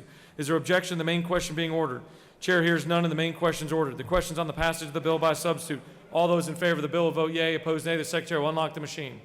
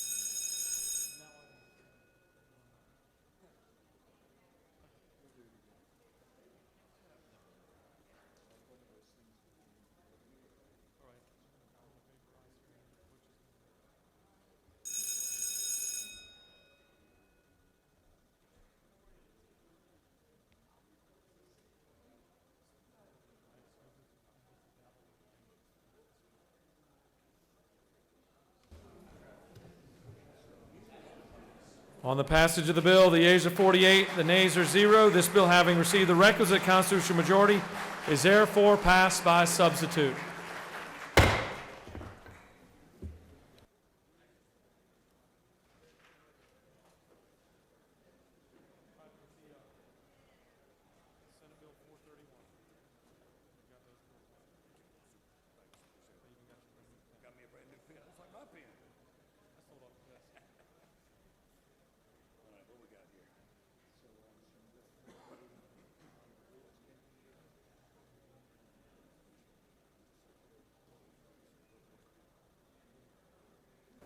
Mr. Secretary, please read Senate Bill 431.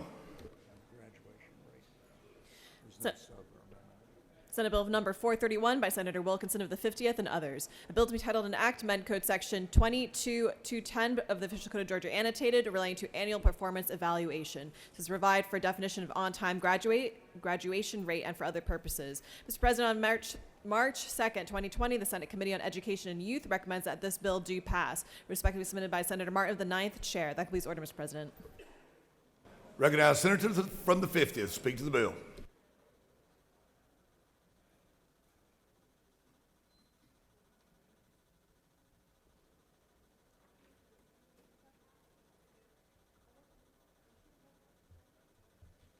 Thank you, Mr. President and members of the Senate. Senate Bill 431 simply provides a definition for on-time graduation rate. At the current time, there is not one in the code. Currently, if a student comes and pre-registers in July for school, the school has a responsibility of tracking them for the next 4 years, whether they ever actually attend school or not. This would set a date of October when they're actually in school, and it would track them for the next 4 years. Mr. President, if there are no questions, I yield the well. There are no questions, Senator. You may yield the well. Does any other senator wish to speak for or against the measure? The chair hears none. Is there objection to agreeing to the report of the committee, which is favorable to the passage of the bill? The chair hears none. The report of the committee is agreed to. Is there objection to the main question being ordered? The chair hears none. The main question is now ordered. The question is on the passage of the bill. All those in favor of the bill vote yea switch. All those opposed to the measure will vote the nay switch. Mr. Secretary, if you will kindly unlock the machines.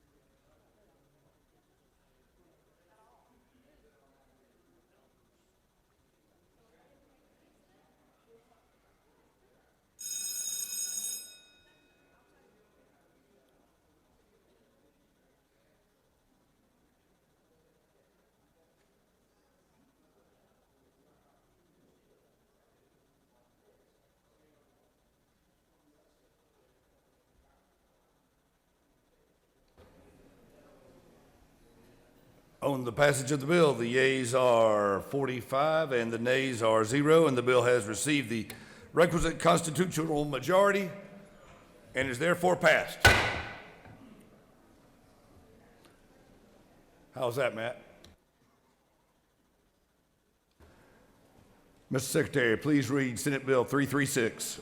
Senate Bill number 336 by Senator Gooch of the 51st and others. A bill to be titled an act to amend Article 3 of Chapter 2 of Title 40 of the OCGA relating to prestige license plates and special plates for certain persons and vehicles, so as to expand eligibility for certain members of the military to receive special license plates, to add a military honor to the Military Service Award eligible for special and distinctive license plates for veterans, to provide for a special and distinctive license plate for United States Army Rangers, and for other purposes. Mr. President, on February 19th, 2020, the Senate Committee on Public Safety recommends that this bill do pass. Respectfully submitted by Senator Albers, Chair. That completes order, Mr. President. Recognize the senator from the Gold City to speak to the bill. Dahlonega. That's Dahlonega. Thank you, Mr. President.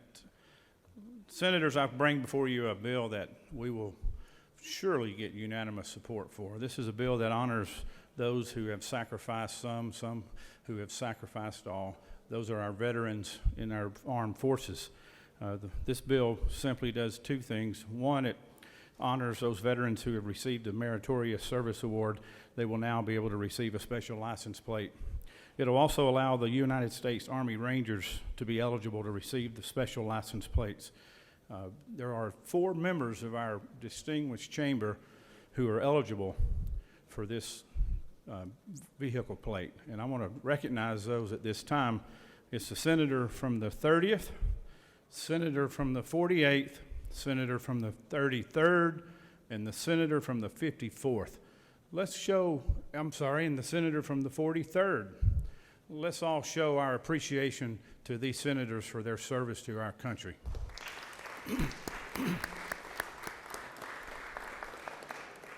Just to finish up on the bill before we vote for this, the United States Army Rangers are a very elite, large-scale fighting force in the Army.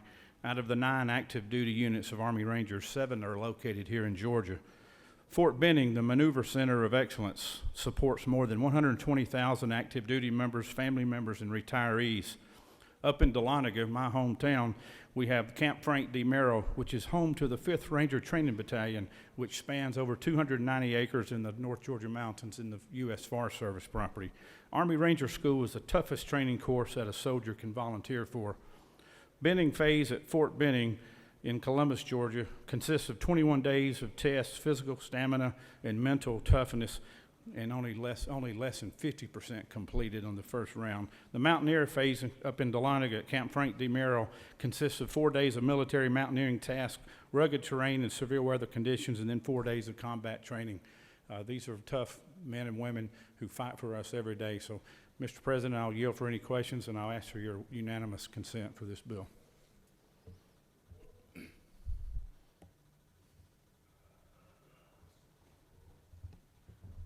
Senator yields the well. Senator from 33rd, do you request to speak? Speak to the bill? Request to be recognized. Thank you, Mr. President. As a recipient of the Meritorious Service Medal, I ask unanimous consent to be excused from voting on Senate Bill 336. Without objection, Senator from the 48th.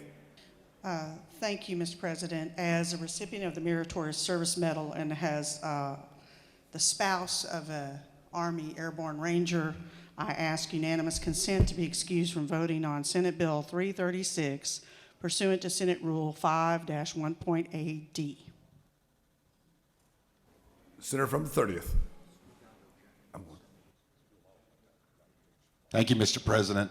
As a recipient of the Meritorious Service Medal and an Army Ranger, I ask unanimous consent to be excused from voting on SB 336 pursuant to Senate Rule 5-1.8 Delta.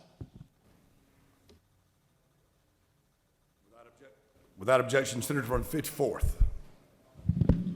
Thank you, Mr. President. I also ask for unanimous consent to be excused from voting on Senate Bill 336 pursuant to Senate Bill Rule 5-18 Delta. Without objection, the senators from the 48th, 33rd, 30th, and 54th are excused. Senator from the 43rd.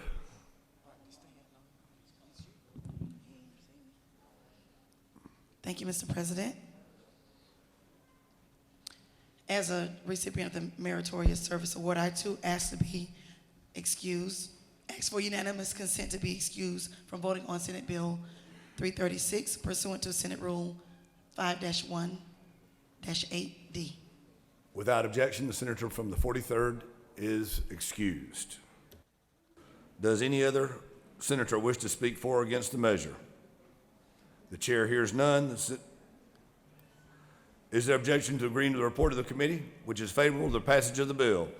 The chair hears none. The report of the committee is agreed to. Is there objection to the main question being ordered? The chair hears none. The main question is now ordered.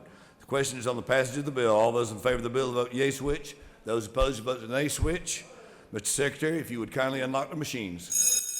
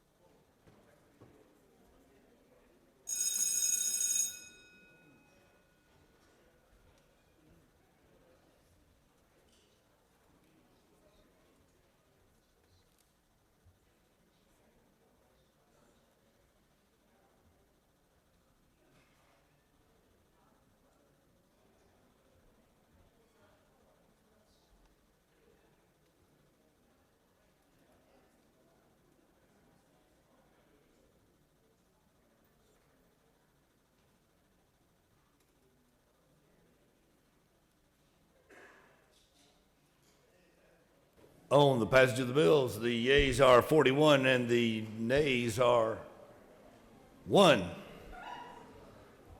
Sorry, it took me by surprise. This bill has obviously reached the requisite requirement for passage.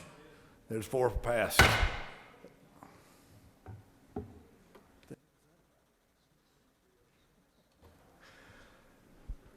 Mr. Secretary, please read Senate Bill 306. Senate Bill number 306 by Senator C. of the 34th and others. A bill to be titled an act to amend Chapter 44 of Title 43 of the Official Code of Georgia Annotated relating to speech, language pathologists, and audiologists so as to revise licensing provisions to enter into an interstate compact known as the Audiology and Speech Language Pathology Interstate Compact and for other purposes. Mr. President, on February 26, 2020, the Senate Committee on Health and Human Services recommends that this bill do pass by substitute. Respectfully submitted by Senator Watson, Chair. Mr. President, the Senate Committee on Health and Human Services offers the following substitute to Senate Bill 306. A bill to be titled an act to amend Chapter 44 of Title 43 of the OCGA relating to speech language pathologists and audiologists so as to revise licensing provisions to enter into an interstate compact known as the Audiology and Speech Language Pathology Interstate Compact, provide for the State Board of Examiners for Speech Language Pathology and Audiology with the power to administer such compact in the state and to conduct national background checks for which applicants for licensure are required to submit fingerprints and for other purposes. That completes the order, Mr. President. Recognize the senator from the 34th to speak to the bill.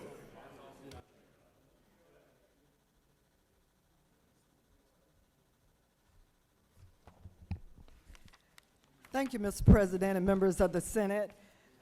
I am hoping that you all saw the letter that's on your desk from the Georgia Chamber and have read it to see how favorable I expect for your vote to be on this bill.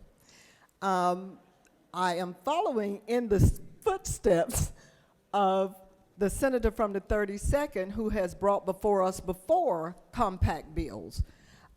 This legislation would enter the state into audiology and speech pathology interstate compact to allow for interstate licensures of audiologists and speech language pathologists. All professionals would have to be licensed in their home state and comply with the scope of practice laws in any state in which they practice. Administrative fees would be determined by the Compact Commission. The compact would become effective upon passage of 10 states. It is currently pending in 8 states. Let's make Georgia be the first to actually pass it and not pend it so that we can move Georgia forward as the #1 place for everything, including business and audiology and speech pathology. I would ask colleagues for your favorable support, and if there are questions, I am here to answer them. If not, Mr. President, I'll yield the well.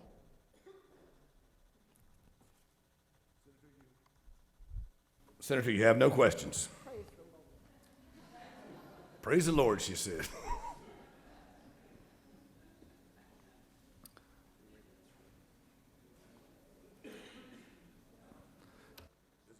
Does any other senator wish to speak for or against the measure? The chair hears none. The question on the adoption of the committee substitute is the adoption of the committee substitute. Hearing none, the committee substitute is adopted. Is there objection to agreeing to the report of the committee which is favorable to the passage of the bill? The chair hears none. The report of the committee is agreed to. Is there objection to the main question being ordered? The chair hears none. The question is ordered. The question is on the passage of the bill by substitute. All those in favor of the bill will vote yea. Those opposed will vote nay. Mr. Secretary, if you'll unlock the machines.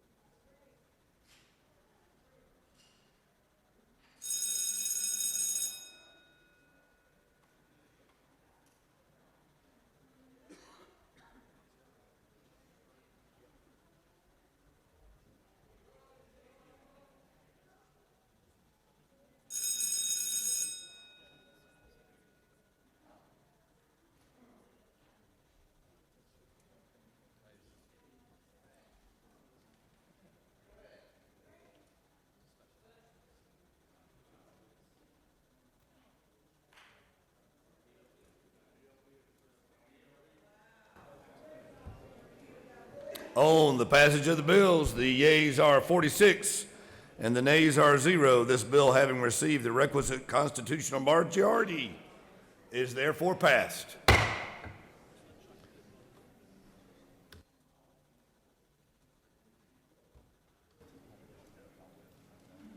Mr. Secretary, if you'll read Senate Bill 355.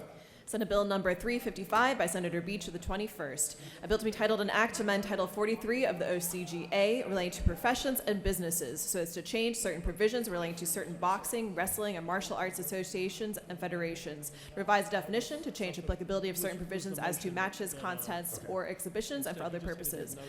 Mr. President, on February 6, 2020, the Senate Committee on Regulated Industries and Utilities recommends that this bill do pass. Respectfully submitted by Senator Cowser of the 46th Chair. That completes the order, Mr. President. I recognize the senator from the 21st to speak to the bill. Thank you, Mr. President. Fellow senators, I bring before you Senate Bill 355. It's concerning amateur kickboxing. This bill was drafted as a recommendation of Senate Resolution 955, a study committee on combat sports from 2018, and I would like to thank the senator from the 55th for her leadership and support of this and her hard work drafting this bill. This committee was presented evidence suggesting lacking of standards within some of the self-governing amateur combat sports organization. This bill will revoke self-government authority of 5 organizations and transfer that governing authority to the Georgia Athletic and Entertainment Commission. This bill will simply do one thing. It'll ensure better fighter safety by transferring these organizations to higher standards for insurance, medical testing, and standardized rules. I'd appreciate your support for SB 355. If no questions, I will yield the well.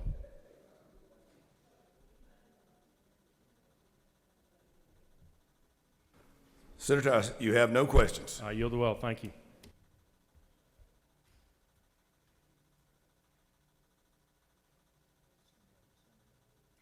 Does any other senator wish to speak for or against the measure? The chair hears none. Is there objection to agreeing to the report of the committee, which is favorable to the passage of the bill? The chair hears none. The report of the committee is agreed to. Is objected to the main question now being ordered? The chair hears none. The main question is ordered. The question on the passage of the bill. All those in favor of the bill will vote for yea switch. Those who vote opposed will vote the nay switch. Mr. Secretary, if you'll unlock the machines.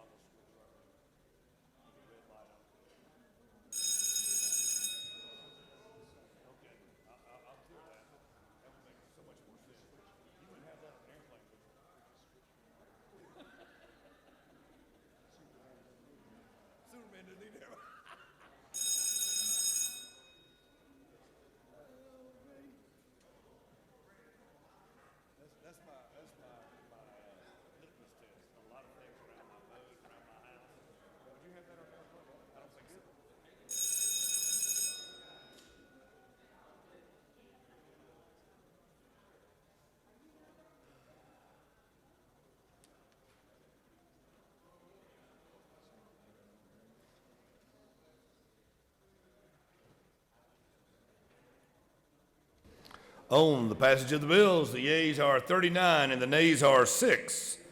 This bill, having received the requisite constitutional majority, is therefore passed.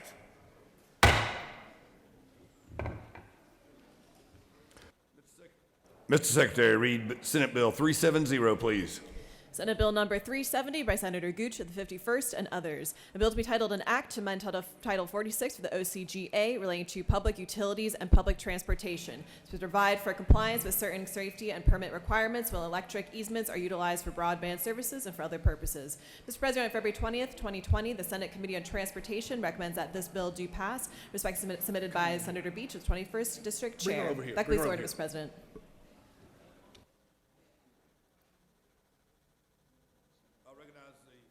I recognize the senator from Currahee to speak to the bill. 51st, beg your pardon. Here he is. That'd be Deloniga. Thank you, Mr. President. I like the man from Currahee. Hey, this bill is real simple. It's SB 370. Last year we passed SB 2, which authorized the EMCs to get into broadband business. It also gave them authorization to use existing easements to deploy broadband onto those power easements they already had on record. Where these easements go across easements for railroads, Class 1 railroads, all we're asking here is that the EMCs adopt the same safety standards that are already in place for other electric providers. Any broadband provider would now have to adhere to the FRA, that's the Federal Railroad Administration's recommendations on safety while working on that easement. Mr. President, I'm happy to yield for any questions.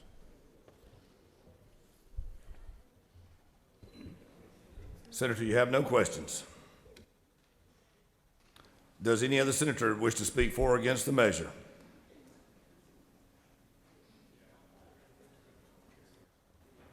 Chair hears none. Is the objection to agreeing to the report of the committee which is favorable to the passage of the bill? The chair hears none. The committee report is agreed to. Is there objection to the main question now being ordered? The chair hears none. The question is now ordered. The question of passage on the bill. All those in favor vote yea. Those opposed vote nay. Mr. Secretary, if you unlock the machines.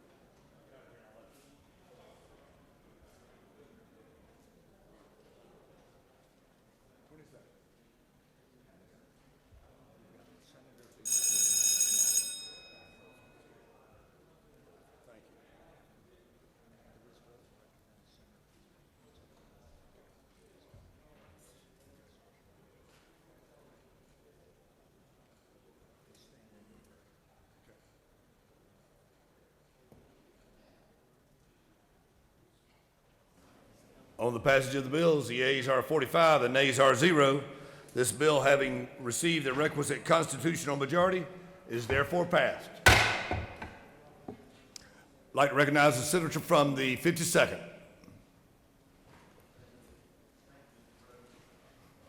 Am I on? There we go. Thank you, Mr. President.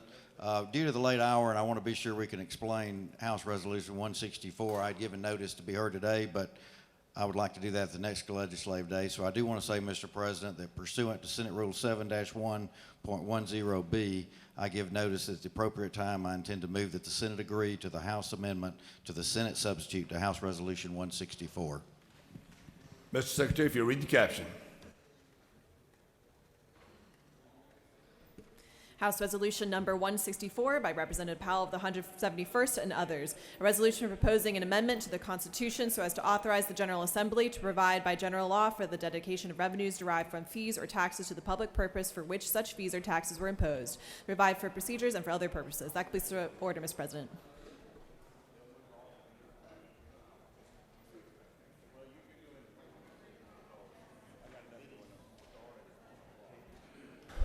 Ladies and gentlemen of the Senate, from time to time we have an opportunity to thank those who work hard for us in the hallways. We have two outstanding pages who have gone the distance today. Young ladies, come right on down and take a bow. Come on down. Come right on down and take a bow. Give them a big hand. Give them a big hand. Turn around, ladies, and bask in the glory. There you go. Turn around. Yes, there we go. Thank you, ladies. Now, two more things. Get out of here and I love you.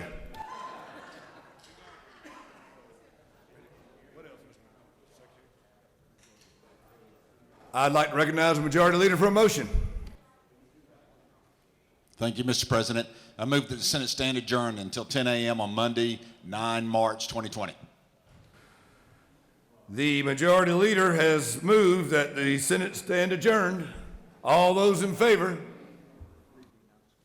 I'm sorry, read the announcement, please. Rules will meet upon adjournment in 4:50 cap. Government oversight will meet in 125 cap at 2 p.m. Higher education will meet in 4:50 cap at 2 p.m. Finance will meet in Mez 1 at 3 p.m. Insurance and labor will meet in 310 CLOB at 3 p.m. Regulated Industries and Utilities will meet in 450 CAP at 4 p.m. Science and Technology will meet in Mez 1 at 4 p.m. Judiciary will meet in 307 in 307 CLOB at 5 p.m. Transportation will meet in 310 CLOB at 5 p.m. Interstate Cooperation will meet in 125 CAP at 6 p.m. And Natural Resources and Environment will meet in 310 CLOB at 6 p.m. That completes the order, Mr. President. Thank you. I'd like to recognize Senator from the 36th for an announcement. Thank you, Mr. President. Colleagues, I hope you'll join us for a hot lunch that is going on now in LOB 307. You have a notice on your desk, and you're invited to the Georgia Working Families Legislative Caucus Luncheon. We're going to be discussing decent, safe, affordable, and stable housing, looking at issues, resources, and opportunities. And our good friends and the Brotherhood of Electrical Workers will be greeting you at the door. They are our luncheon sponsors. It's going to be a long afternoon of committee meetings, so I hope you'll feel free to come by and get some lunch. Thank you. Are there any further announcements? Hearing none, the majority leader has moved that the Senate stand adjourned until 10 a.m. Monday, March 9, 2020. All those in favor will say yay. Yay. All those opposed will say nay. All those opposed will say nay. The yeas clearly have it. We stand adjourned.